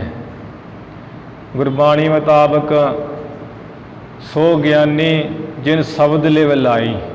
ਜਿਹਨੇ ਗੁਰੂ ਦੇ ਉਪਦੇਸ਼ ਸ਼ਬਦ ਸਿੱਖਿਆ ਵਿੱਚ ਜਿਹਨੇ ਲਿਵ ਲਾਈ ਹੈ, ਉਹ ਗਿਆਨੀ ਹੈ ਅਸਲ। ਸੋਈ ਗਿਆਨੀ ਜੇ ਸਿਮਰੈ ਏਕ। ਫਿਰ ਉਹ ਗਿਆਨੀ ਹੈ ਜਿਹੜਾ ਇੱਕ ਪਰਮੇਸ਼ਰ ਨੂੰ ਸਿਮਰਦਾ ਹੈ, ਹੋਰ ਨਹੀਂ ਕਿਸੇ ਪਾਸੇ। ਚਾਰ ਅੱਖਰ ਪੜ੍ਹਨ ਵਾਲਾ ਗਿਆਨੀ ਨਹੀਂ ਹੁੰਦਾ।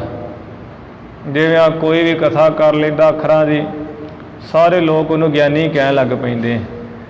ਪਰ ਗੁਰਬਾਣੀ ਮੁਤਾਬਕ ਤਾਂ ਇਹੀ ਹੈ ਵੀ ਧਿਆਨੀ ਧਿਆਨ ਲਾਭ ਹੈ, ਗਿਆਨੀ ਗਿਆਨ ਕਮਾਵ ਹੈ, ਪ੍ਰਭ ਕਿਨਹੀ ਜਾਤਾ। ਵੀ ਧਿਆਨੀ ਧਿਆਨ ਲਾਈ ਜਾਂਦੇ ਹੈ, ਗਿਆਨੀ ਗ੍ਰੰਥ ਪੜ੍ਹ ਪੜ੍ਹ ਗਿਆਨ ਕਮਾਈ ਜਾਂਦੇ ਹੈ। ਪ੍ਰਭੂ ਪਰਮੇਸ਼ਰ ਨੂੰ ਕਿਹਨੇ ਜਾਣਿਆ? ਜਿਨੇ ਜਾਣਿਆ ਉਹ ਗਿਆਨੀ ਹੈ। ਸੋ ਗਿਆਨੀ ਜਿਨ ਸ਼ਬਦ ਲਿਵ ਲਾਈ, ਸੋ ਗਿਆਨੀ ਜੇ ਸਿਮਰੈ ਏਕ। ਮਹਾਰਾਜ ਕਹਿੰਦੇ ਜਿਹਨੇ ਯਥਾਰਥ ਗਿਆਨ ਗੁਰੂ ਮੁਖ ਦੁਆਰਾ ਪਾ ਕੇ ਪਾ ਲਿਆ ਹੈ, ਬ੍ਰਹਮ ਗਿਆਨ ਪਾ ਲਿਆ ਹੈ, ਆਤਮਾ ਪਰਮਾਤਮਾ ਦੀ ਲਖਤਾ ਕਰ ਲਈ ਹੈ, ਉਹ ਅਸਲੀ ਗਿਆਨੀ ਹੁੰਦਾ ਹੈ। ਨਿਰਮਲ ਸੋਈ ਗੁਰਬਾਣੀ ਹਿਤ ਲਾਵਈ। ਤੇ ਉਜਲ ਮੈਲ ਤੋਂ ਰਹਿਤ ਉਹ ਹੈ ਗੋਪੀ ਚੰਦ ਸਿੱਧ, ਜਿਹਨੇ ਗੁਰਬਾਣੀ ਦੇ ਨਾਲ ਹੇਤ ਲਾਇਆ ਹੋਇਆ ਹੈ। ਜਿਹੜਾ ਗੁਰਬਾਣੀ ਨੂੰ ਪ੍ਰੇਮ ਨਾਲ ਪੜ੍ਹਦਾ ਹੈ, ਗੁਰਬਾਣੀ ਨੂੰ ਪ੍ਰੇਮ ਨਾਲ ਸੁਣਦਾ ਹੈ, ਉਹ ਅਸਲ ਵਿੱਚ ਨਿਰਮਲ ਹੈ। ਬਾਕੀ ਆ ਨਹਾਉਣ ਵਾਲਾ ਕੋਈ ਨਿਰਮਲ ਨਹੀਂ ਹੈ। 68 ਤੀਰਥ ਇਸ਼ਨਾਨੀ ਤੁਮ ਜਾਣਸੋ। ਤੇ ਉਹਨੂੰ ਤੂੰ 68 ਤੀਰਥਾਂ ਦਾ ਇਸ਼ਨਾਨੀ ਜਾਣ ਲਾ। ਵੀ ਉਹ ਇੱਕ ਤੇ ਹੈ ਨਾ 68 ਤੀਰਥ ਤੇ ਇਸ਼ਨਾਨ ਕਰਨੇ, ਕਦੀ ਉੱਥੇ ਨਹਾ ਲਿਆ, ਕਦੀ ਕਿਸੇ ਤੀਰਥ ਤੇ ਨਹਾ ਲਿਆ, ਮਹਾਰਾਜ ਕਹਿੰਦੇ 68 ਤੀਰਥਾਂ ਦੇ ਇਸ਼ਨਾਨ ਕਰਨ ਵਾਲਾ ਤੂੰ ਉਸ ਨੂੰ ਜਾਣ ਲੈ। ਸ਼ਰਧਾ ਸਮੇਤ ਗੁਰੂ ਦਰਸ਼ਨ ਪਾਵਈ। ਜਿਹੜਾ ਵੀ ਸ਼ਰਧਾ ਨਾਲ ਭਾਵਨਾ ਨਾਲ ਗੁਰੂ ਦਾ ਦਰਸ਼ਨ ਪਾਉਂਦਾ ਹੈ ਨਿਤ ਹਮੇਸ਼ਾ ਹੀ, ਜਿਹੜਾ ਨਿਤ ਨੇਮ ਨਾਲ ਗੁਰੂ ਦਾ ਦਰਸ਼ਨ ਪਾਉਂਦਾ ਹੈ ਉਹ ਅਸਲ ਵਿੱਚ 68 ਤੀਰਥਾਂ ਦਾ ਇਸ਼ਨਾਨੀ ਹੈ। ਜਿਹੜਾ ਤੀਰਥਾਂ 'ਤੇ ਜਾ ਕੇ ਫਿਰ ਮੰਦਾ ਕਰ ਲੈਂਦਾ ਹੈ ਉਹ ਤੇ ਇੱਕ ਭਾ ਲੱਥੀ ਨਹਾਤਿਆਂ ਦੋਏ ਭਾ ਚੜੀਐਸ ਹੋਰ। ਕਈ ਇੱਥੋਂ ਵੀ ਚਲੇ ਜਾਂਦੇ ਗੁਰੂ ਘਰਾਂ ਵਿੱਚ, ਫਿਰ ਮੱਥਾ ਟੇਕ ਕੇ ਪਰੇ ਸਿਨੇਮੇ ਵੱਲ ਹੋ ਜਾਂਦੇ ਆ, ਉੱਥੋਂ ਸਿਨੇਮਾ ਵੇਖ ਆਉਂਦੇ ਆ। ਕਈ ਜਾਂਦਿਆਂ ਵੇਖ ਲੈਂਦੇ, ਬਾਅਦ 'ਚ ਹੋ ਕੇ ਆਉਂਦੇ ਆ। ਕਈ ਆ ਪੀ ਪੂ ਆਉਂਦੇ ਰਸਤੇ ਆਉਂਦਿਆਂ, ਕਈ ਆ ਨਾਲ ਫਿਰ ਮਾਸ ਲੈ ਆਉਂਦੇ ਆ ਵੀ ਘਰ ਜਾ ਕੇ ਬਣਾਵਾਂਗੇ, ਅੱਜ ਮਹਾਂ ਸ਼ਹਿਰ ਆਏ ਆ। ਅਤੇ ਫਿਰ ਉਹ ਕੀ ਕਹਿੰਦੇ ਇੱਥੇ ਆ ਕੇ ਕਿੱਥੋਂ ਆਇਆ, ਅੱਜ ਦਰਬਾਰ ਸਾਹਿਬ ਮੱਥਾ ਟੇਕਣ ਗਏ ਸਾਂ। ਉਹ ਕੀ ਗੱਲ ਹੋ ਗਈ ਵੀ ਇੱਕ ਭਾ ਲੱਥੀ ਨਹਾਤਿਆਂ ਦੋਏ ਭਾ ਚੜੀਐਸ ਹੋਣ, ਸਗੋਂ ਦੂਣਾ ਔਗੁਣਿਆਰਾ ਹੋ ਗਿਆ। ਜਿਹੜਾ ਸ਼ਰਧਾ ਨਾਲ ਪੂਰੇ ਗੁਰੂ ਦਾ ਦਰਸ਼ਨ ਪਾਉਂਦਾ ਹੈ, ਪੂਰੇ ਗੁਰੂ ਦਾ ਜਸ ਸੁਣਦਾ ਹੈ, ਪੂਰੇ ਗੁਰੂ ਦਾ ਸੰਗਤ ਕਰਦਾ ਹੈ, ਪੂਰੇ ਗੁਰੂ ਦੀਆਂ ਪਰਿਕਰਮਾ ਕਰਦਾ ਹੈ, ਪੂਰੇ ਗੁਰੂ ਦੀ ਸੇਵਾ ਕਰਦਾ ਸ਼ਰਧਾ ਭਾਵਨਾ ਨਾਲ। ਮਹਾਰਾਜ ਕਹਿੰਦੇ ਐਸਾ ਜਿਹੜਾ ਪੁਰਸ਼ ਉਹ 68 ਤੀਰਥਾਂ ਦਾ ਇਸ਼ਨਾਨ ਕਰਨ ਵਾਲਾ ਜਾਣ ਲੈ ਇਸ ਗੋਪੀ ਚੰਦ। ਨਹੀਂ ਤੇ ਉਹ ਭਗਤ ਕਬੀਰ ਜੀ ਨੇ ਵੀ ਕਿਹਾ ਹੈ, ਹਿਰਦੇ ਕਵਟ ਮੁਖ ਗਿਆਨੀ ਝੂਠੇ ਕਹਾ ਬਲੋਭ ਸੁਪਾਨੀ। ਕਾਇਆ ਮੰਜ ਸਕੌਨ ਗੁਨਾ ਜੋ ਘਟ ਭੀਤਰ ਹੈ ਮਲਣਾ। ਲੌਕੀ 68 ਤੀਰਥ ਨਹਾਈ ਕੌਰਾਪਨ ਤਉ ਨਾ ਜਾਈ। ਇਹ ਲੌਕੀ ਸੀ ਨਾ, ਉਹ ਭਗਤ ਮਹਾਰਾਜ ਦਾ ਇੱਕ ਜਿਹੜਾ ਸਿੱਖ ਸੇਵਕ ਬੜੀ ਜਿੱਦ ਕਰਦਾ ਸੀ 68 ਤੀਰਥਾਂ ਦੇ ਇਸ਼ਨਾਨ ਦੀ ਕਿ ਮੈਂ ਜਾਣਾ ਹੈ। ਮਹਾਰਾਜ ਕਹਿੰਦੇ ਭਗਤ ਜੀ ਵੀ ਇੱਥੇ ਰਹੋ, ਇੱਥੇ ਸਿਮਰਨ ਕਰ, 68 ਤੀਰਥ ਇੱਥੇ ਹੀ ਇਸ਼ਨਾਨ। ਕਹਿੰਦਾ ਨਹੀਂ ਜੀ ਫਿਰ ਵੀ ਵੇਖਣੇ ਹੀ ਵੇਖਣੇ ਆ ਅਤੇ ਤੁਸੀਂ ਵੀ ਚੱਲੋ। ਕਹਿੰਦੇ ਵੀ ਅਸੀਂ ਤਾਂ ਨਹੀਂ ਜਾ ਸਕਦੇ, ਸੰਗਤ ਬਹੁਤ ਆਉਂਦੀ ਹੈ। ਕਹਿੰਦਾ ਵੀ ਪਰਿਵਾਰ 'ਚੋਂ ਕੋਈ ਸਿੱਖ ਸੇਵਕ ਹੀ ਭੇਜ ਦਿਓ। ਭਗਤ ਮਹਾਰਾਜ ਕਹਿੰਦੇ ਵੀ ਇੱਥੇ ਸੇਵਾ ਬਹੁਤ ਹੁੰਦੀ ਆ ਅਤੇ ਅਸੀਂ ਨਹੀਂ ਜਾਣਾ, ਸਾਡੀ ਆ ਸੇਵਕ ਹੈ ਤੂੰਬੀ ਕੌੜੀ, ਇਹਨੂੰ ਲੈ ਜਾਓ ਅਤੇ ਇਹਦੇ ਜਿੱਥੇ ਵੀ ਤੀਰਥ 'ਤੇ ਜਾਣਾ ਨਾਲ 10 ਇਸ਼ਨਾਨ ਦੀਆਂ ਟੁੱਬੀਆਂ ਮਰਵਾਈ ਜਾਣੀਆਂ ਤੂੰਬੀ ਦੀਆਂ। ਕਹਿੰਦਾ ਵੀ ਠੀਕ ਹੈ। ਉਸੇ ਤਰ੍ਹਾਂ ਕੀਤਾ, 68 ਤੀਰਥਾਂ ਦੇ ਇਸ਼ਨਾਨ ਕੀਤੇ। ਜਿੱਥੇ ਇਸ਼ਨਾਨ ਕਰੇ 10 ਲੌਕੀ ਦੇ ਇਸ਼ਨਾਨ ਕਰਾਵੇ ਉਹ ਤੋ, ਪਰ ਉਹ ਲੌਕੀ ਦਾ ਸੁਭਾਗ ਦੀ ਮਿੱਠੀ ਨਹੀਂ ਹੁੰਦੀ। ਜਦੋਂ ਵਾਪਸ ਆਏ ਆ ਕਹਿੰਦਾ ਮਹਾਰਾਜ ਭਗਤ ਜੀ ਆ ਵੇਖੋ ਤੁਹਾਡੇ ਮੈਂ ਵੀ ਦਰਸ਼ਨ ਕਰ ਆਇਆ ਅਤੇ ਆਹ ਲੌਕੀ ਦੇ ਤੁਹਾਡੇ ਕਹੇ ਅਨੁਸਾਰ 10 ਇਸ਼ਨਾਨ ਵੀ ਕਰਾਏ। ਭਗਤ ਕਬੀਰ ਮਹਾਰਾਜ ਕਹਿੰਦੇ ਬੜੀ ਚੜ੍ਹਦੀ ਕਲਾ, ਚੰਗੀ ਗੱਲ ਹੈ, ਤੁਸਾਂ ਨੇ ਵੀ ਦਰਸ਼ਨ ਕਰ ਲਏ, ਨਾਲੇ ਸਾਡੀ ਲੌਕੀ ਸਫਲ ਹੋ ਗਈ। ਉਹ ਕਹਿੰਦਾ ਵੀ ਹੁਣ ਮੇਰੇ ਘਰ ਭੋਜਨ ਹੈ, ਸਾਰੇ ਬ੍ਰਾਹਮਣ ਆਉਣੇ ਹੈ ਅਤੇ ਤੁਸੀਂ ਵੀ ਆਉਣਾ ਹੈ।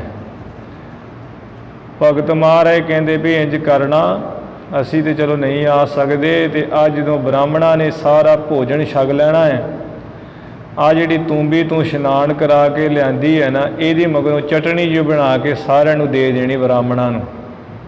ਕਹਿੰਦਾ ਵੀ ਠੀਕ ਹੈ। ਉਸੇ ਤਰ੍ਹਾਂ ਹੀ ਉਹ ਕੀਤਾ। ਜਦੋਂ ਸਾਰੇ ਬ੍ਰਾਹਮਣਾਂ ਨੇ ਭੋਜਨ ਛਕਿਆ, ਮਗਰੋਂ ਚਟਣੀ ਦੇ ਦਿੱਤੀ ਲੌਕੀ ਦੀ ਕੱਟ ਕੇ, ਅਤੇ ਜਦੋਂ ਸਾਰਿਆਂ ਨੇ ਮੂੰਹ ਵਿੱਚ ਪਾਈ ਅਤੇ ਸਾਰੇ ਥੂ ਥੂ ਕਰਨ, ਥੂ ਥੂ ਕਰਦੇ ਉਹ ਛੱਡ ਕੇ, ਅਤੇ ਸਭ ਕੁਝ ਛੱਡ ਕੇ ਚਲੇ ਨੱਠ ਗਏ ਬ੍ਰਾਹਮਣ। ਅਤੇ ਉਹ ਜਿਹੜਾ ਇਹ ਸੇਵਕ ਸੀ ਭਗਤ ਜੀ ਦਾ ਆਇਆ, ਕਹਿੰਦਾ ਵੀ ਮਹਾਰਾਜ ਮੇਰਾ ਤੁਸੀਂ ਭੋਜਨ ਹੀ ਉਹ ਵਿਅਰਥ ਕਰ ਦਿੱਤਾ ਹੈ। ਸਾਰੇ ਬ੍ਰਾਹਮਣ ਥੂ ਥੂ ਕਰਦੇ ਚਲੇ ਗਏ। ਅਤੇ ਭਗਤ ਮਹਾਰਾਜ ਕਹਿਣ ਲੱਗੇ ਵੀ ਭਾਈ ਤੂੰ ਕੀ ਉਹ ਲੌਕੀ ਦੇ ਇਸ਼ਨਾਨ ਨਹੀਂ ਸੀ ਕਰਾਏ 10 68 ਤੀਰਥਾਂ ਦੇ? ਕਹਿੰਦਾ ਮਹਾਰਾਜ ਉਹ ਤਾਂ ਕਰਾਏ ਸੀ। ਕਹਿੰਦੇ ਫਿਰ ਉਹ ਮਿੱਠੀ ਨਹੀਂ ਹੋਈ? ਕਹਿੰਦੇ ਉਹ ਕਿਵੇਂ ਮਿੱਠੀ ਹੋ ਸਕਦੀ ਜਿਹੜੀ ਕੌੜੀ ਰਹਿੰਦੀ ਹੈ? ਮਹਾਰਾਜ ਭਗਤ ਕਹਿੰਦੇ ਬਸ ਇਹੀ ਤਾਂ ਗੱਲ ਹੈ ਵੀ ਲੌਕੀ 68 ਤੀਰਥ ਨਹਾਏ ਕੌਰਾਪਨ ਤਉ ਨਾ ਜਾਈ। ਉਹ ਲੌਕੀ ਨੇ 68 ਤੀਰਥਾਂ ਦੇ 10 ਇਸ਼ਨਾਨ ਕੀਤੇ, ਕੌੜਾਪਨ ਗਿਆ ਨਹੀਂ ਹੈ। ਕਿਸੇ ਕਰਕੇ ਜਿਹੜਾ ਜੀਵ ਹੈ ਇਹਦਾ ਇਸ਼ਨਾਨ ਕਰਨ ਨਾਲ ਕਿਵੇਂ ਜਾ ਸਕਦਾ ਹੈ ਕੌੜਾਪਣ। ਉਹ ਤੇ ਨਾਮ ਰੂਪੀ ਸਿਮਰਨ, ਇਹ ਸਿਮਰਨ ਦੇ ਰੂਪੀ ਸਰੋਵਰ ਦੇ ਵਿੱਚ ਇਸ਼ਨਾਨ ਕਰੇ ਤੇ ਫਿਰ ਜਾ ਕੇ ਜਾ ਸਕਦਾ ਕੌੜਾਪਣ।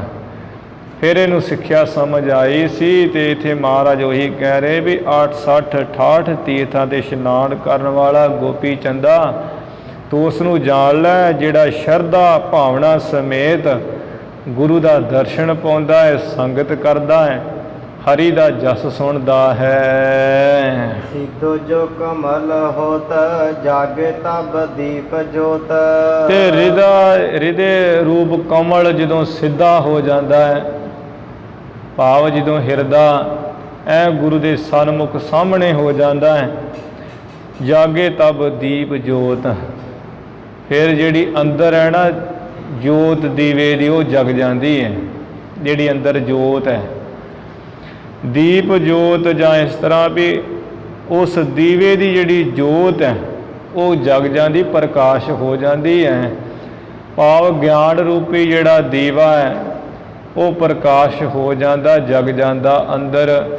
ਜਦੋਂ ਹਿਰਦਾ ਰੂਪੀ ਕਮਲ ਗੁਰੂ ਦੇ ਸਨਮੁਖ ਹੋ ਜਾਂਦਾ, ਸਿੱਧਾ ਹੋ ਜਾਂਦਾ ਹੈ। ਭਾਵੀ ਮਨ ਮਨ ਗਾਲ ਠਾਕ ਬਿਨ ਜਾਵਈ। ਇਹਨੇ ਸਵਾਲ ਕੀਤਾ ਸੀ ਨਾ ਵੀ ਉਹ ਕਿਹੜਾ ਰਸਤਾ ਹੈ ਕਿ ਜਿੱਥੇ ਰੋਕਥਾਮ ਨਾ ਹੋਵੇ, ਉਹ ਕਿਹੜਾ ਢੰਗ ਤਰੀਕਾ ਹੈ। ਮਹਾਰਾਜ ਕਹਿੰਦੇ ਗੋਪੀ ਚੰਦ ਜਿਹੜੀ ਆ ਪਰਮੇਸ਼ਰ ਦੀ ਭਾਵੀ ਹੈ, ਹੋਣਹਾਰ ਹੈ, ਭਾਣਾ ਹੈ, ਇਸ ਨੂੰ ਜਿਹੜਾ ਖਿੜੇ ਮੱਥੇ ਮਨ ਵਿੱਚ ਮੰਨਦਾ ਹੈ ਉਹਨੂੰ ਬਿਨਾਂ ਕਿਸੇ ਰੋਕ ਦੇ ਰਸਤੇ ਹੋ ਜਾਂਦਾ, ਉਹਦੇ ਵਾਸਤੇ ਸਾਰੇ ਰਸਤੇ ਖੁੱਲ੍ਹ ਜਾਂਦੇ ਹੈ, ਉਹਨੂੰ ਕਿਤੇ ਰੋਕਥਾਮ ਨਹੀਂ ਹੁੰਦੀ।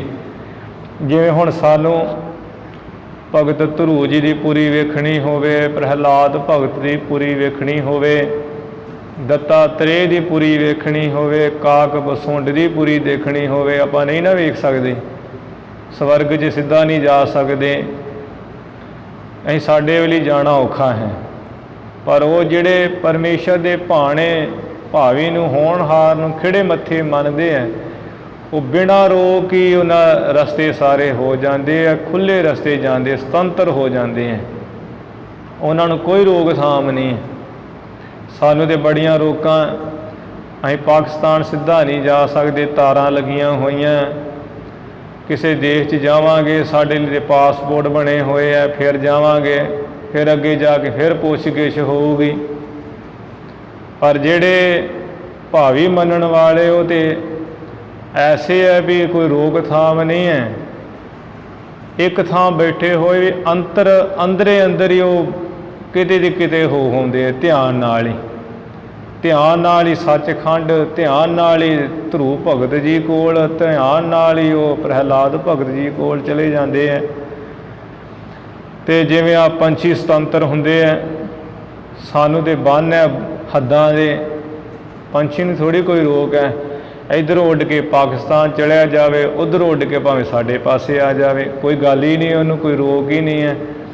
ਜਿਹੜੇ ਭਾਣਾ ਮੰਨਦੇ, ਖਿੜੇ ਮੱਥੇ ਹੋਣਹਾਰ ਨੂੰ ਮੰਨਦੇ, ਪਰਮੇਸ਼ਰ ਦੀ ਨੂੰ, ਉਹ ਬਿਨਾਂ ਰੋਕ ਹੀ ਉਹ ਸਾਰੇ ਥਾਂ ਚਲੇ ਜਾਂਦੇ, ਖੁੱਲ੍ਹੇ ਰਸਤੇ ਹੁੰਦੇ, ਕੋਈ ਰੋਕ ਨਹੀਂ ਹੁੰਦੀ, ਉਹਨਾਂ ਨੂੰ ਸੁਤੰਤਰ ਹੋ ਜਾਂਦੇ ਹਨ।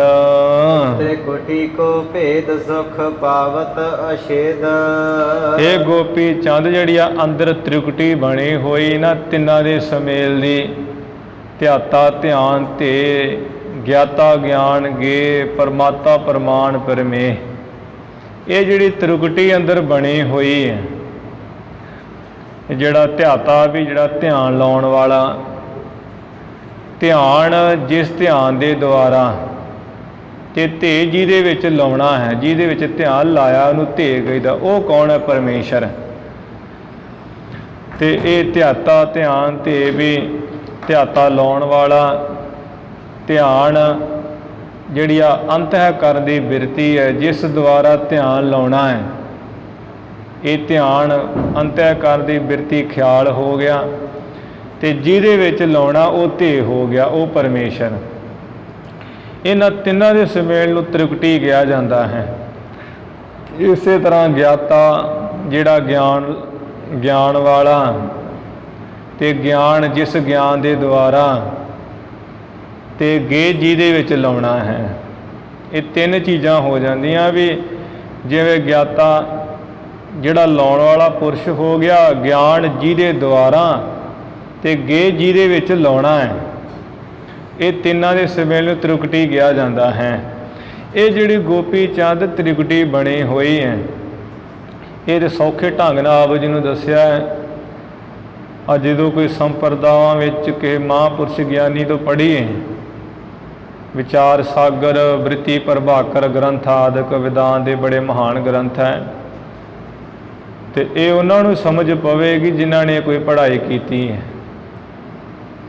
ਹੋਰ ਕੋਈ ਜਿਹੜੇ ਭਾਵੇਂ ਕੋਈ ਕਿੰਨਾ ਪੜ੍ਹਿਆ ਹੋਵੇ, ਡਿਗਰੀਆਂ ਕੀਤੀਆਂ ਹੋਣ, ਅਮਰੀਕਾ, ਕੈਨੇਡਾ, ਯੂਰਪ, ਕਿਤੇ ਵੀ ਪੜ੍ਹਿਆ ਹੋਵੇ ਦੇਸ਼ਾਂ ਵਿਦੇਸ਼ਾਂ ਵਿੱਚ, ਉਹ ਨਹੀਂ ਇਹ ਗੱਲਾਂ ਸਮਝ ਸਕਦਾ, ਭਾਵੇਂ ਕਿੰਨੀਆਂ ਡਿਗਰੀਆਂ ਦਾ ਉਹ ਮਾਲਕ ਹੋਵੇ। ਕਿਉਂਕਿ ਇਹ ਤਾਂ ਜਿਹੜਾ ਕੋਈ ਇਸ ਪੜ੍ਹਾਈ ਵਿੱਚ ਚੱਲ ਰਿਹਾ ਹੈ, ਇਸ ਗਿਆਨ ਵਿੱਚ, ਉਹ ਹੀ ਸਮਝ ਸਕਦਾ ਹੈ। ਕਈ ਸਰੋਤੇ ਵੀ ਉਹ ਸੁਣ ਕੇ ਨਹੀਂ ਸਮਝਦੇ, ਉਹਨਾਂ ਨੂੰ ਪਤਾ ਨਹੀਂ ਲੱਗਦਾ ਵੀ ਇਹ ਕਿਹੜੀ ਗੱਲ ਹੋ ਰਹੀ, ਕਿਹੜੀ ਵਿਚਾਰ ਹੋ ਰਹੀ ਆ। ਜਿਵੇਂ ਸੰਤ ਗਿਆਨੀ ਮੋਹਨ ਸਿੰਘ ਜੀ ਭਿੰਡਰਾਂ ਵਾਲੇ, ਮੌਜੂਦਾ ਅੱਜ ਵੀ ਮਹਾਂਪੁਰਖੋ ਹੈਗੇ ਹੀ ਹੈ, ਬਜ਼ੁਰਗ ਹੋਏ ਹੁਣ ਬਹੁਤ 100 ਸਾਲ ਤੋਂ ਉੱਤੇ ਹੋ ਗਏ। ਸਭ ਤੋਂ ਪੁਰਾਣੇ ਸੰਤ ਸਾਡੇ ਕੋਲ ਇਸ ਵਕਤ ਉਹੀ ਹੋਏ ਹਨ, ਭਿੰਡਰ ਕਾਲਾ ਨਾਨਕਸਰ ਦੇ ਕੋਲ। ਤੇ ਉਹਨਾਂ ਦਾ ਜਥਾ ਸੰਗਰੂਰ ਵਿੱਚ ਗਿਆ ਹੋਇਆ ਸੀ, ਤੇ ਮਹਾਂਪੁਰਸ਼ ਦੋਵੇਂ ਟਾਈਮ ਸੰਥਿਆ ਕਰਾਇਆ ਕਰਦੇ। ਨਾਲ ਜਿਹੜਾ ਵਿਦਾਂਤ ਦਾ ਗ੍ਰੰਥ ਹੈ ਬ੍ਰਿਤੀ ਪ੍ਰਭਾਕਰ, ਜਿਹਦੇ ਵਿੱਚੋਂ ਪਰਮੇਸ਼ਰ ਦੇ ਸੰਬੰਧ ਵਿੱਚ ਖੱਟ ਪ੍ਰਮਾਣਾਂ ਦਾ ਬੜਾ ਵੇਰਵਾ ਖੋਲ੍ਹ ਕੇ ਦੱਸਿਆ ਹੋਇਆ ਹੈ, ਇਹਦੀ ਵੀ ਸੰਥਿਆ ਵਿਦਿਆਰਥੀਆਂ ਨੂੰ ਕਰਾਉਂਦੇ ਸਨ। ਤੇ ਉੱਥੇ ਇੱਕ ਨਿਰਮਲ ਸਿੰਘ ਪ੍ਰਿੰਸੀਪਲ ਸੀ, ਉਹਨਾਂ ਦਾ ਮਹਾਂਪੁਰਸ਼ਾਂ ਪਾਸ ਬੜਾ ਆਉਣ ਜਾਣ, ਉਹ ਆਉਂਦਾ ਜਾਂਦਾ ਸੀ ਜਦੋਂ ਜੀ ਕਰਦਾ। ਜਦੋਂ 2 ਟਾਈਮ ਸੰਥਿਆ ਹੋਇਆ ਕਰਨੀ ਉਦੋਂ ਵੀ ਆਉਣਾ, ਤੇ ਜਦੋਂ ਕੋਈ ਬ੍ਰਿਤੀ ਪ੍ਰਭਾਕਰ ਗ੍ਰੰਥ ਪੜ੍ਹਾਉਂਦੇ ਸੰਤ ਉਦੋਂ ਵੀ ਆ ਕੇ ਬੈਠ ਜਾਂਦਾ। 3-4 ਦਿਨ ਤੇ ਸੁਣਦਾ ਰਿਹਾ। ਉਹ ਪ੍ਰਿੰਸੀਪਲ ਨਾਲ 4 ਜਾਣੇ ਹੋਰ ਲੈ ਕੇ ਆ ਜਾਂਦਾ ਸੀ। ਪਰ ਜਦੋਂ ਤ੍ਰਿਕੁਟੀ ਦੇ ਸੰਬੰਧ ਵਿੱਚ ਆਈ ਵਿਚਾਰ, ਕੁਝ ਸੂਖਮ ਵਿਚਾਰਾਂ ਹੋਰ ਵੀ ਆਈਆਂ, ਕਿਉਂਕਿ ਜਿਹੜਾ ਬ੍ਰਿਤੀ ਪ੍ਰਭਾਕਰ ਗ੍ਰੰਥ ਤੇ ਵੱਡੇ ਵੱਡੇ ਵਿਦਵਾਨਾਂ ਦੇ ਹੱਥ ਜੁੜ ਜਾਂਦੇ ਆ, ਵੱਡੇ ਵੱਡੇ ਕੰਨਾਂ ਨੂੰ ਹੱਥ ਲਾ ਕੇ ਮੁੜ ਜਾਂਦੇ, ਕਹਿੰਦੇ ਸਾਡੇ ਵੱਸ ਦਾ ਰੋਗ ਨਹੀਂ ਹੈ ਪੜ੍ਹਨਾ। ਤੇ ਉਹ ਜਦੋਂ ਮਹਾਂਪੁਰਸ਼ ਪੜ੍ਹਾਉਣ ਗਿਆਨੀ ਮੋਹਨ ਸਿੰਘ ਜੀ ਤੇ ਜਿਹੜੇ ਵਿਦਿਆਰਥੀ ਹੈ ਉਹਨਾਂ ਨੂੰ ਸਮਝ ਆਉਂਦੀ ਸੀ, ਉਹ ਸਿਰ ਮਾਰੀ ਜਾਣ। ਇਹ ਪ੍ਰਿੰਸੀਪਲ ਤੇ ਇਹਦੇ ਜਿਹੜੇ ਸਾਥੀ ਉਹ ਵੇਖਣ ਇੱਧਰ ਉੱਧਰ ਵੀ ਇਹ ਕੀ ਕਹਿ ਰਹੇ ਆ, ਕੀ ਦੱਸ ਰਹੇ। ਫਿਰ ਜਦੋਂ ਸੰਥਿਆ ਸਮਾਪਤ ਹੋਈ ਤੇ ਪ੍ਰਿੰਸੀਪਲ ਕਹਿਣ ਲੱਗਾ ਵਿਦਿਆਰਥੀਆਂ ਨੂੰ ਵੀ ਤੁਹਾਨੂੰ ਸਮਝ ਆਉਂਦੀ ਜੋ ਮਹਾਂਪੁਰਸ਼ ਕਹਿ ਰਹੇ? ਕਹਿੰਦੇ ਵੀ ਹਾਂ, ਕਿਉਂ ਨਹੀਂ, ਸਾਨੂੰ ਤਾਂ ਆਉਂਦੀ ਹੈ। ਕਹਿੰਦਾ ਵੀ ਮੇਰਾ ਤਾਂ ਮਾਣ ਅੱਜ ਟੁੱਟ ਗਿਆ, ਮੈਂ ਤਾਂ ਸੋਚਦਾ ਵੀ ਮੈਂ ਪ੍ਰਿੰਸੀਪਲ ਹੈ, ਬੜਾ ਪੜ੍ਹਿਆ ਲਿਖਿਆ, ਡਿਗਰੀਆਂ ਵਾਲਾ, ਮੈਨੂੰ ਬਹੁਤਾ ਗਿਆਨ ਹੈ, ਪਰ ਕੀ ਸੰਤ ਕਹਿ ਰਹੇ, ਕੀ ਤੁਸੀਂ ਸਿਰ ਮਾਰੀ ਜਾ ਰਹੇ, ਮੈਨੂੰ ਕੁੱਖ ਨਹੀਂ ਸਮਝ ਆਈ। ਮੈਂ ਸੋਚਦਾ ਵੀ ਮੈਂ ਪ੍ਰਿੰਸੀਪਲ, ਮੈਨੂੰ ਹੀ ਸਾਰਾ ਗਿਆਨ ਹੈ, ਪਰ ਇੱਧਰ ਤੇ ਕੁਝ ਨਹੀਂ ਸਮਝ ਆਈ ਹੈ। ਇਸ ਤਰ੍ਹਾਂ ਜਿਹੜਾ ਤ੍ਰਿਕੁਟੀ ਦੇ ਸੰਬੰਧ ਵਿੱਚ ਹੋਰ ਵੀ ਸੂਖਮ ਵਿਚਾਰਾਂ ਹੈ, ਇਹ ਜਦੋਂ ਗ੍ਰੰਥ ਪੜ੍ਹੀਏ ਕੰਨਾਂ ਨੂੰ ਹੱਥ ਲਵਾ ਦਿੰਦੇ, ਸਮਝ ਨਹੀਂ ਆਉਂਦੀ। ਕਿੰਨਾ ਕਿੰਨਾ ਚਿਰ ਸਿਰ ਨਹਾਉਣੇ ਪੈਂਦੇ ਠੰਡੇ ਪਾਣੀ ਨਾਲ, ਇਹ ਸਮਝ ਪੈ ਜੇ। ਤੇ ਇਹ ਜਿਹੜਾ ਹੈ ਇਹਦੇ ਹੁਣ ਇੱਧਰ ਗੋਪੀ ਚੰਦ ਜਿਹੜਾ ਸਿੱਧ ਹੈ, ਉਹਦੀ ਤ੍ਰਿਕੁਟੀ ਜਿਹੜੀ ਚੱਲ ਰਹੀ ਹੈ, ਖੁੱਲ੍ਹੀ ਹੋਈ ਹੈ। ਅੰਦਰ ਦੀ ਤ੍ਰਿਕੁਟੀ, ਤਿੰਨਾਂ ਦੇ ਸੁਮੇਲ ਨੂੰ ਤ੍ਰਿਕੁਟੀ ਕਿਹਾ ਜਾਂਦਾ ਹੈ। ਗਿਆਤਾ ਗਿਆਨ ਗੇ, ਧਿਆਤਾ ਧਿਆਨ ਤੇ, ਪਰਮਾਤਾ ਪ੍ਰਮਾਣ ਪਰਮੇ।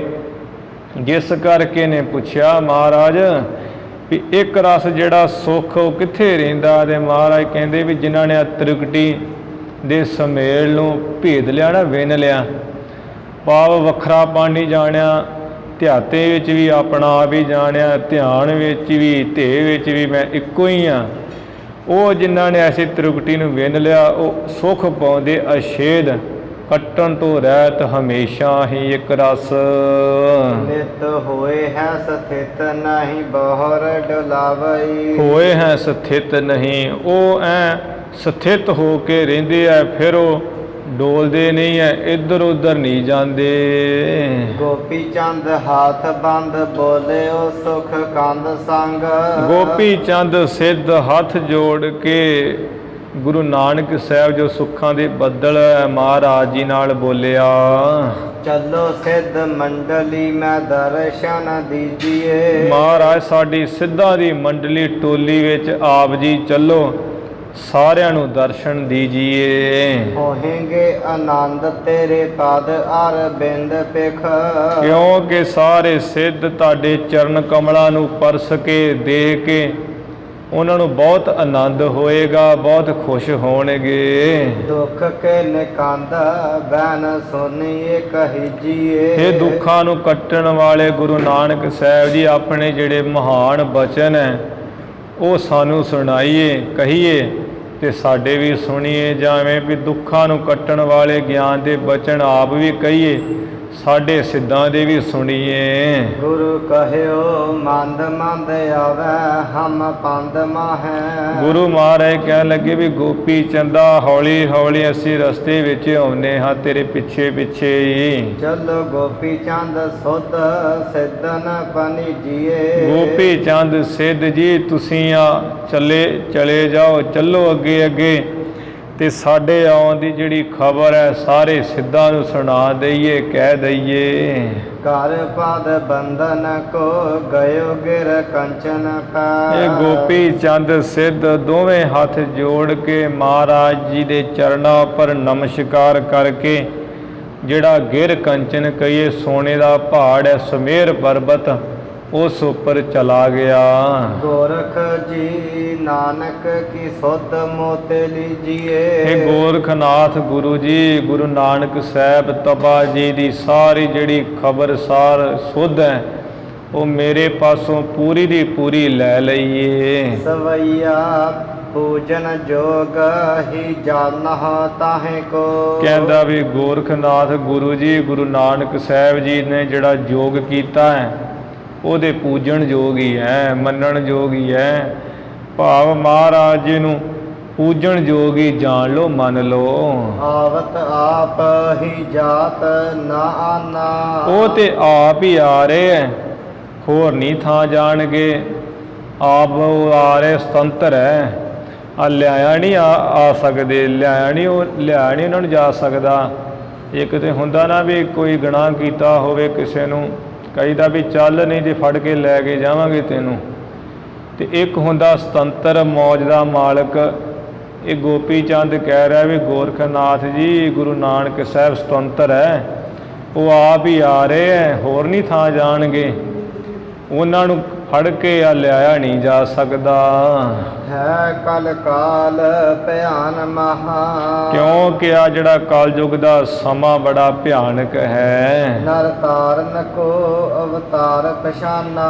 ਮੈਂ ਪਛਾਣ ਲਿਆ ਵੀ ਮਨੁੱਖਾਂ ਨੂੰ ਤਾਰਨ ਵਾਸਤੇ ਗੁਰੂ ਨਾਨਕ ਸਾਹਿਬ ਜੀ ਨੇ ਅਵਤਾਰ ਧਾਰਨ ਕੀਤਾ ਹੈ। ਗੋਰਖ ਬੈਨ ਪਨ ਸੁਨ ਕਾ। ਗੋਰਖਨਾਥ ਨੇ ਗੋਪੀ ਚੰਦ ਦੇ ਬਚਨ ਸੁਣ ਕੇ ਆਪ ਕਹੇ। ਤਿਹ ਜਾਣਤ ਹੋ ਨਹਿ ਮੋਹਿ ਅਜਾਨਾ। ਕਹਿੰਦਾ ਵੀ ਮੈਂ ਗੁਰੂ ਨਾਨਕ ਸਾਹਿਬ ਤਪਾ ਜੀ ਨੂੰ ਜਾਣਦਾ ਹੀ ਹਾਂ, ਮੈਂ ਕੋਈ ਉਹਨਾਂ ਵੱਲੋਂ ਅਜਾਣ ਥੋੜ੍ਹੀ ਆ, ਬੇਸਮਝ ਥੋੜ੍ਹੀ ਆ ਵੀ ਨਹੀਂ ਜਾਣਦਾ। ਸਿੱਧਨ ਮੈਂ ਵੱਡ ਮਾਨ ਹੁਤੋ।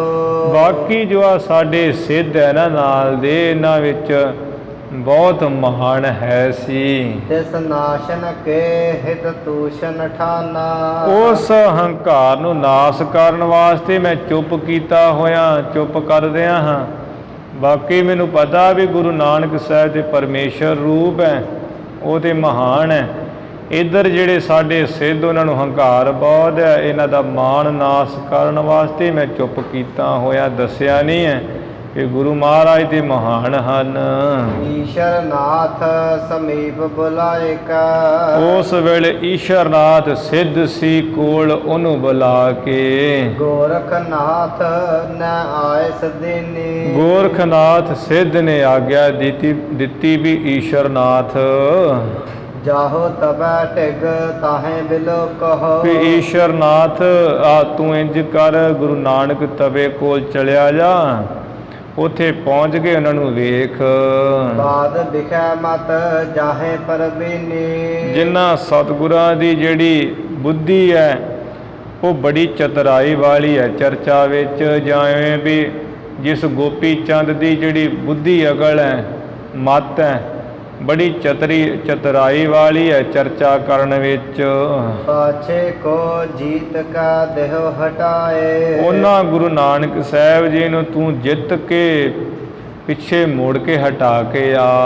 ਲਖੋ ਸਭ ਤੇ ਤਵ ਬੁੱਧ ਕੋ ਪੀਨੀ। ਕਿਉਂਕਿ ਸਾਰੇ ਸਿੱਧਾਂ ਵਿੱਚੋਂ ਤੇਰੀ ਜਿਹੜੀ ਬੁੱਧੀ ਹੈ, ਕਹਿੰਦੇ ਆ ਵੀ ਜਿਹੜੀ ਤੇਰੀ ਬੁੱਧੀ ਹੈ ਨਾ ਉਹ ਅਸੀਂ ਸਭ ਤੋਂ ਤਗੜੀ ਜਾਣੀ ਹੈ। ਨਾਤਰ ਆਪਨੋ ਨੇ ਉਪਦੇਸ਼।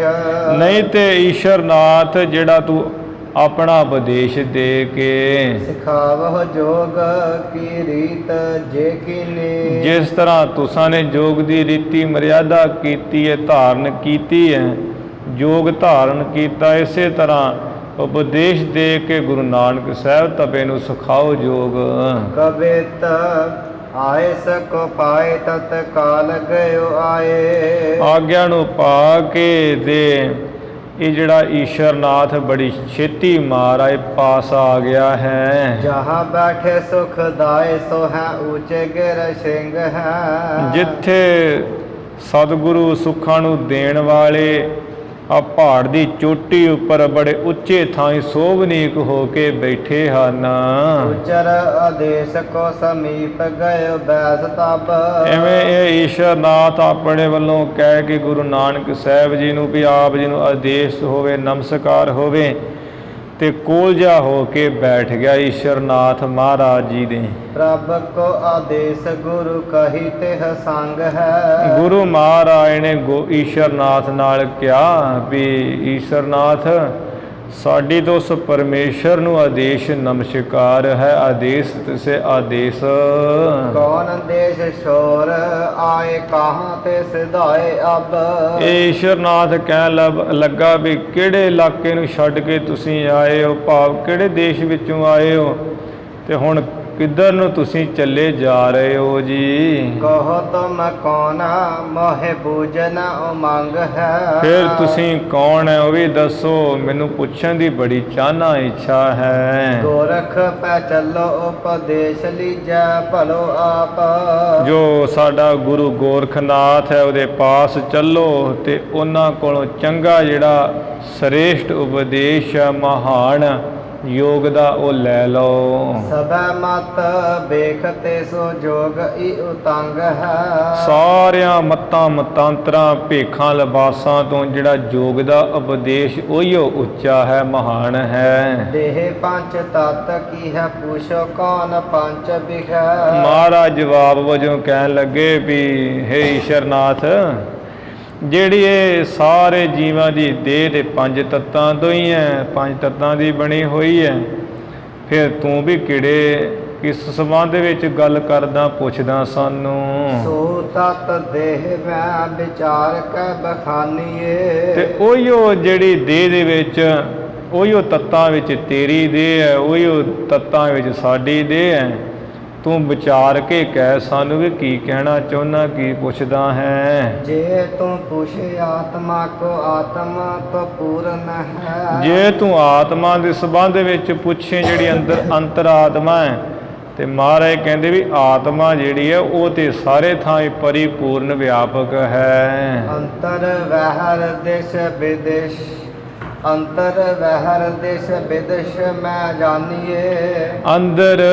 ਅੰਦਰ ਵੀ ਉਹ ਆਤਮਾ ਹੈ ਵਿਆਪਕ, ਬਾਹਰ ਵੀ ਵਿਆਪਕ ਹੈ ਆਤਮਾ।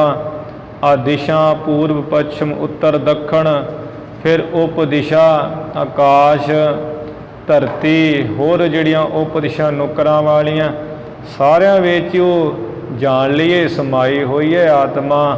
ਨਾਨਕ ਏਕੋ ਰਵ ਰਹਿਆ, ਆਤਮਾ ਦੇ ਸਾਰੇ ਪਾਸੇ ਹੀ ਹੈ। ਆਵਨ ਓ ਜਾਨੋ ਤੋ ਬਨਤ ਉਨੋ ਹੋਤ ਕਹੂੰ। ਆਉਣਾ ਜਾਣਾ ਤੇ ਤਾਂ ਬਣਦਾ ਹੈ ਜੀ ਵੀ ਜੇ ਕਿਸੇ ਪਾਸੇ ਉਹ ਊਣੀ ਹੋਵੇ ਆਤਮਾ, ਕਿਸੇ ਪਾਸੇ ਨਾ ਸਮਾਈ ਹੋਵੇ, ਪਰਿਪੂਰਨ ਨਾ ਹੋਵੇ, ਊਣਾ ਤੇ ਉਹ ਹੁੰਦਾ ਹੈ। ਵੀ ਜਿਹੜਾ ਇੱਕ ਪਾਸੇ ਹੋਵੇ ਤੇ ਇੱਕ ਪਾਸੇ ਨਾ ਹੋਵੇ। ਜਹਾਂ ਤਹਾਂ ਏਕ ਹੀ ਵਿਵੇਕ ਤੇ ਪਛਾਨੀਏ। ਜਿੱਥੇ ਕਿੱਥੇ ਵੀ ਉਹ ਤੇ ਇੱਕ ਆਤਮਾ ਹੀ ਪਰਿਪੂਰਨ ਹੈ। ਗੁਰੂ ਮੁਖ ਤੋਂ ਗਿਆਨ ਵਿਵੇਕ ਪਾ ਕੇ ਇਸ ਲਫ਼ਜ਼ ਨੂੰ, ਇਸ ਗੱਲ ਨੂੰ ਪਛਾਣੀਦਾ, ਇਸ ਗਿਆਨ ਨੂੰ। ਜਾਂ ਤੇ ਤਵ ਬੂਝਨ ਅਕਾਰਥ ਹੀ ਚੀਨ ਮਨ। ਇਸ ਕਰਕੇ ਮਹਾਰਾਜ ਕਹਿੰਦੇ ਈਸ਼ਰਨਾਥ ਤੇਰਾ ਜਿਹੜਾ ਪੁੱਛਣਾ ਹੈ ਨਾ, ਉਹ ਤੇ ਮਨ ਵਿੱਚ ਜਾਣ ਲਾ ਵੀ ਐਵੇਂ ਅਕਾਰਥੀ ਹੈ, ਨਿਸਫਲ ਵਿਅਰਥੀ ਹੈ, ਕਿਸੇ ਕੰਮ ਨਹੀਂ ਹੈ। ਸਵਾਲ ਤੇਰਾ ਗਲਤੀ ਹੈ ਜਮਾ ਹੀ। ਗੋਰਖ ਤੇ ਸੀਖ ਪਨ ਪ੍ਰਸ਼ਨ ਕੋਠਾਨੀਏ। ਜੇ ਤੈਨੂੰ ਨਹੀਂ ਨਾ ਪਤਾ ਆਪਣੇ ਗੋਰਖ ਗੁਰੂ ਤੋਂ ਪ੍ਰਸ਼ਨ ਪੁੱਛਣ ਦੀ ਸਿੱਖਿਆ ਸਿੱਖ ਲਾ। ਗੋਰਖ ਗੁਰੂ ਤੋਂ ਪੁੱਛਿਆ, ਅਸੀਂ ਤੇ ਯਥਾਰਥੀ ਕਿਹਾ ਹੈ। ਜੇ ਤੈਨੂੰ ਨਹੀਂ ਪਤਾ ਗੋਰਖ ਗੁਰੂ ਪਾਸ ਜਾ, ਉਹਨਾਂ ਕੋ ਸਿੱਖ ਪ੍ਰਸ਼ਨ ਕਰਨ ਦੀ ਸਿੱਖਿਆ, ਤੇ ਸਿੱਖ ਕੇ ਸਾਨੂੰ ਪ੍ਰਸ਼ਨ ਕਰ। ਆ ਤੇਰਾ ਸਵਾਲ ਸਹੀ ਨਹੀਂ ਹੈ। ਸਵਈਆ ਸੁਨ ਈਸ਼ਰ ਨਾਥ ਲਜਾਏ ਰਹਿਓ। ਸੁਣ ਕੇ ਈਸ਼ਰਨਾਥ ਤੇ ਬੜਾ ਸ਼ਰਮਸ਼ਾਰ ਹੋ ਗਿਆ, ਸ਼ਰਮਿੰਦਾ ਹੋ ਰਿਹਾ। ਗਿਰ ਮੇਰ ਗਇਓ ਨਹਿ ਬਾਣੀ ਅਲਾਈ। ਇਹ ਤੇ ਗਿਰ ਮੇਰ ਗਇਓ, ਸਮੇਰ ਪਰਬਤ ਦੇ ਉੱਪਰ ਚੜਿਆ ਗਿਆ, ਮੁਖੋਂ ਕੋਈ ਬਾਣੀ ਬਚਨ ਨਹੀਂ ਕਹੀ ਜਵਾਬ ਵਜੋਂ। ਪਰਪੂਰਨ ਆਤਮ ਗਿਆਨ ਬਿਖੈ। ਇਹ ਜਾਣ ਗਿਆ ਵੀ ਜੋ ਆਤਮਾ ਪਰਮਾਤਮਾ ਦੇ ਗਿਆਨ ਵਿੱਚ, ਬ੍ਰਹਮ ਗਿਆਨ ਵਿੱਚ ਗੁਰੂ ਨਾਨਕ ਸਾਹਿਬ ਤੇ ਪਰਿਪੂਰਨ ਹਨ। ਚਰਚਾ ਕਰਕੇ ਨਹ ਜਿਤਿਓ ਸੋ ਜਾਈ। ਕਹਿਣ ਲੱਗਾ ਵੀ ਗੋਰਖਨਾਥ ਗੁਰੂ ਜੀ ਚਰਚਾ ਕਰਕੇ ਨਾ ਗੁਰੂ ਨਾਨਕ ਸਾਹਿਬ ਨੂੰ ਜਿੱਤਿਆ ਨਹੀਂ ਜਾ ਸਕਦਾ ਕਦੀ ਵੀ। ਮਨ ਲੰਗਰ ਰੋਸ ਕਿਓ ਸੁਨ ਕਾ। ਜਦੋਂ ਇਹ ਈਸ਼ਰਨਾਥ ਐਵੇਂ ਦੱਸ ਰਿਹਾ ਸੀ, ਉੱਥੇ ਲੰਗਰਨਾਥ ਬੈਠਾ ਸੀ। ਇਹ ਸੁਣ ਕੇ ਲੰਗਰਨਾਥ ਨੇ ਤੇ ਬੜਾ ਗੁੱਸਾ ਕੀਤਾ ਮਨ ਵਿੱਚ। ਕਹਿ ਗੋਰਖ ਜੀ ਮੁਝ ਦੇਹੋ ਰਜਾਈ। ਕਹਿਣ ਲੱਗਾ ਗੋਰਖਨਾਥ ਗੁਰੂ ਜੀ ਆ ਮੈਨੂੰ ਆਗਿਆ ਦਿਓ ਤੁਸੀਂ। ਅਬ ਲੋਕ ਕਹਾਂ ਕੈਸੇ ਕਹਿ ਬੋਲਤ ਹੈ। ਮੈਂ ਜਾ ਕੇ ਉਸ ਨਾਨਕ ਤਪਾ ਨੂੰ ਦੇਖਦਾ ਕਿਸ ਤਰ੍ਹਾਂ ਬੋਲਦੇ ਭਲਾ ਮੇਰੇ ਅੱਗੇ। ਤੇ ਆਨਤ ਹਾਂ ਤੁਮਰੀ ਸ਼ਰਨਾਈ। ਹੁਣ ਜਾਵਾਂਗਾ ਤੇ ਉਹਨਾਂ ਨੂੰ ਜਿੱਤ ਕੇ ਲੈ ਆਵਾਂਗਾ, ਤੁਹਾਡੀ ਸ਼ਰਨ ਪਾ ਕੇ ਰੱਖ ਦਿਆਂਗਾ। ਕਬਿਤ ਆਏ ਸਕੋ ਪਾਏ ਗੁਰੂ ਗੋਰਖ ਮਨਾਏ ਮਨ। ਆਗਿਆ ਗੁਰੂ ਦੀ ਪਾ ਕੇ ਤੇ ਗੁਰੂ ਗੋਰਖਨਾਥ ਨੂੰ ਮਨ ਵਿੱਚ ਮਨਾ ਕੇ ਪੂਜ ਕੇ। ਚੱਲਿਓ ਤਬ ਧਾਏ ਚਾਹੇ ਜੀਤਨੇ ਕੋ ਧਾਰ ਕੇ। ਬੜਾ ਦੌੜ ਕੇ ਤੇ ਇਹ ਚੱਲਿਆ ਹੈ ਜਿਹੜਾ ਇਹ ਸਿੱਧ ਹੈ ਲੰਗਰਨਾਥ, ਤੇ ਜਿੱਤਣ ਦਾ ਚਾਅ ਧਾਰ ਕੇ ਵੀ ਜੇਤੀ ਆਉਣਾ ਅੱਜ। ਬੇਦੀ ਕੁਲ ਦੀਪ ਹੂੰ ਕੇ ਬੈਠਿਓ ਹੈ ਸਮੀਪ ਆਏ। ਬੇਦੀਆਂ ਦੀ ਕੁਲ ਦੇ ਜੋ ਪ੍ਰਕਾਸ਼ ਰੂਪ ਗੁਰੂ ਨਾਨਕ ਸਾਹਿਬ ਜੀ ਜਿੱਥੇ ਬੈਠੇ ਸਨ, ਕੋਲ ਹੀ ਆ ਬੈਠਿਆ ਲੰਗਰਨਾਥ ਸਿੱਧ। ਕਿੰਨੀ ਹੈ ਆਦੇਸ਼ ਮੁਖ ਬਚਨ ਉਚਾਰਕ। ਮੁਖੋਂ ਬਚਨ ਉਚਾਰ ਕੇ ਮਾਰਨ ਆਦੇਸ਼ ਕੀਤੀ ਹੈ, ਤੁਹਾਨੂੰ ਨਮਸਕਾਰ ਹੋਵੇ, ਤੁਹਾਨੂੰ ਆਦੇਸ਼ ਹੋਵੇ। ਚੱਲੀਏ ਸਮੇਰ ਪਾਰ ਲੀਜਾ ਉਪਦੇਸ਼ ਬਾਰ। ਕਹਿੰਦਾ ਵੀ ਸਾਡੇ ਨਾਲ ਸਮੇਰ ਪਰਬਤ ਉੱਪਰ ਚੱਲੀਏ ਤੇ ਜਿਹੜਾ ਗੋਰਖਨਾਥ ਗੁਰੂ ਹੈ ਉਹਨਾਂ ਦਾ ਸ੍ਰੇਸ਼ਟ ਉਪਦੇਸ਼ ਯੋਗ ਦਾ ਉਹ ਲੈ ਲਈਏ। ਸੀ ਸਮ੍ਰਿਤ ਜੌਨ ਡਰ ਦੀਜਨ ਜਟਾਰਕ। ਜਿਹੜਿਆ ਸਿਰ ਦੇ ਉੱਤੇ ਮੌਤ ਮੰਡਰਾ ਰਹੀ ਹੈ, ਇਹਦਾ ਡਰ ਜਿਹੜਾ ਉਹ ਟਾਲ ਕੇ ਤੇ ਉਪਦੇਸ਼ ਲੈ ਲਈਏ। ਡਰ ਜਿਹੜਾ ਦੂਰ ਕਰ ਦਈਏ ਮੌਤ ਦਾ। ਜਾਗੇ ਵੱਡ ਭਾਗ ਜੇ ਤੂੰ ਜੋਗ ਅਨੁਰਾਗ ਕਰੇ। ਮਹਾਰਾਜ ਨੂੰ ਬੜਾ ਦਲੀਲਾਂ ਜੀਆਂ ਕਹਿੰਦਾ ਦੇ ਲਾਲਚ ਦੇ ਕੇ ਵੀ ਤੁਹਾਡੇ ਵੱਡੇ ਭਾਗ ਹੀ ਜਾਗੇ ਐ, ਜਾਗ ਜਾਣਗੇ ਜੇ ਤੁਸੀਂ ਜੋਗ ਦੇ ਨਾਲ ਪ੍ਰੇਮ ਕਰੋ, ਪ੍ਰੇਮ ਨਾਲ ਜੋਗ ਦਾ ਉਪਦੇਸ਼ ਧਾਰਨ ਕਰ ਲਵੋ। ਧੁਨ ਸੰਗ ਲਾਗ ਹੱਠ ਦੇਹੋ ਡਰ ਕਾ। ਤੁਹਾਡੀ ਜਿਹੜੀ ਹੈ ਨਾ ਅਨਹਦ ਧੁਨੀ ਵਿੱਚ ਲੱਗਣ ਲੱਗ ਜਾਏਗੀ। ਹੱਠ ਜਾ ਜਿਹੜਾ ਇਹ ਸੁੱਟ ਦਈਏ ਪਰੇ, ਹੱਠ ਜਿੱਦ ਜੀ ਛੱਡ ਦਈਏ ਤੇ ਉਪਦੇਸ਼ ਗੋਰਖਨਾਥ ਦਾ ਲੈ ਲਈਏ। मौत का डर भी दूर हो जाएगा, अनहद धुनी विच लगन भी लग जाएगी। बोले दीनानाथ सिद्ध लंगर के साथ तब। दीना गरीबां दे मालक गुरु नानक साहब जी बोले है सिद्ध लंगर नाथ दे नाल। कौन सी वस्त मर दीजै सो बताए का। महाराज कहंदे भी लंगर नाथ आ किहड़ी वस्तु आ जिहड़ी मरदी नहीं है, सानू भी खोल के दस दे भी की नहीं मरदा है। देह पंज भूत की है पंचो मैं ना मरा को। ते महाराज कहंदे भी ये जिहड़ी देह दे पंजां भूतां दी है, पंज तत्तां दी बनी हुई है, ते पंज जिहड़े तत्त ओहदे कदी मरदे नहीं है। भी ना आकाश मरदा है वो भी कायम ही है, ना अग मरदी वो भी कायम ही है, पानी भी कायम ही है, हवा भी कायम ही है, जल भी कायम है, तो मरदे नहीं है। इन्हां पंजां तत्तां दी देह बनी हुई है, तो फिर दसो मरिया कौन है। जिवें गुरु अर्जन देव साहब जी कहंदे है साडे वर्गिਆਂ रोंदिਆਂ वेख के पवने मह पवन समाया, ज्योति मह जोत रल जाया, माटी माटी होई एक। मारे कहते भी पवन भी हैगी है, अग भी हैगी है, हवा है, आकाश है, जल है, फिर मरिया कौन है। रोवन हरे की कवन टेक। आ जिहड़ा रोंदा है मार कहते इहदा की आसरा है, मरिया कौन दस, कौन मूआ रे कौन मूआ। भी मरिया तो कोई नहीं है, पंज तत्तां दी देह है, पंज तत्त तुहाडे सामने ही है, तो फिर कायम तो सब कुछ है। इत्थे महाराज इत्थे लंगरनाथ नूं भी कह रहे भी तू कहना भी इस तरह मरोगे नहीं, मौत नहीं होएगी। महाराज कहते मरदा कौन है दस खोल के। ये पंज तत्तां दी देह बनी हुई, तो इन्हां पंज तत्तां चों मरदा ते कोई नहीं है, तो कायम ही रहिंदे हन। जे को मर जात ताको दीजिए सुनाए का। जे ते इन्हां पंजां तत्तां च कोई मर जांदा ते ओह तू फिर लंगरनाथ सुना दे सानू। आत्मा तो नित कब होत नहीं मृत ताकी। बाकी जो आत्मा ते नित स्वरूप है, हमेशा ही रहन वाला है, ते ओहदी ते कदी मौत हुंदी नहीं है, ओहदे कट्टी वड्डी नहीं जाती, सड़दी मचदी नहीं है आत्मा। भयो जीव सत चिदानंद को भुलाएगा। ये जिहड़ा जीव ये तो है, इहदा आत्मा सत चेतन आनंद स्वरूप सी, जो परमेश्वर है सत चेतन आनंद सत स्वरूप। ते ये जीव भी इहदा आत्मा भी सत चेतन आनंद स्वरूप सी।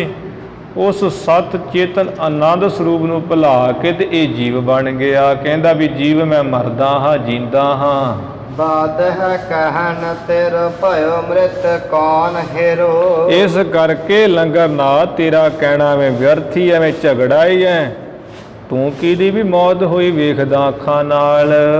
उत्तर न आए पूछ गोरख को जाएगा। तैनूं हुण जे साडा उत्तर नहीं ना आउंदा, जवाब नहीं आउंदा, ये गोरखनाथ नूं जाके पुछ ला अपने गुरु नूं, वो तैनूं दस देवेगा। असां ने ते तैनूं सही दस्सिया है, उहनूं पुछो की कहिंदे आ। इवें महाराज सच्चे पातशाह जी ये लंगरनाथ नूं जिहड़ा है वो क्या है, फिर ये भी सुन के जिवें चल जांदा, चुप कीता ही। वो प्रसंग आपां सरवण करांगे। कल दे दीवाना विच हुण समां पूरा हो गया। धन धन श्री गुरु ग्रंथ साहिब जी महाराज गुरु की संगत बख्शनार बख्श लैना जी। भुल्लां चुकां दी खिमा करनी, विचारां दी इत्थे ही समाप्ति है। आत्मा तो नित कब होत नहीं मृत ताकी। भयो जीव सत चिदानंद को भुलाएगा। बाद है कहन तेरो भयो मृत कौन हेरो। उत्तर न आए पूछ गोरख को जाएगा। वाहे गुरु जी का खालसा, वाहे गुरु जी की फतेह।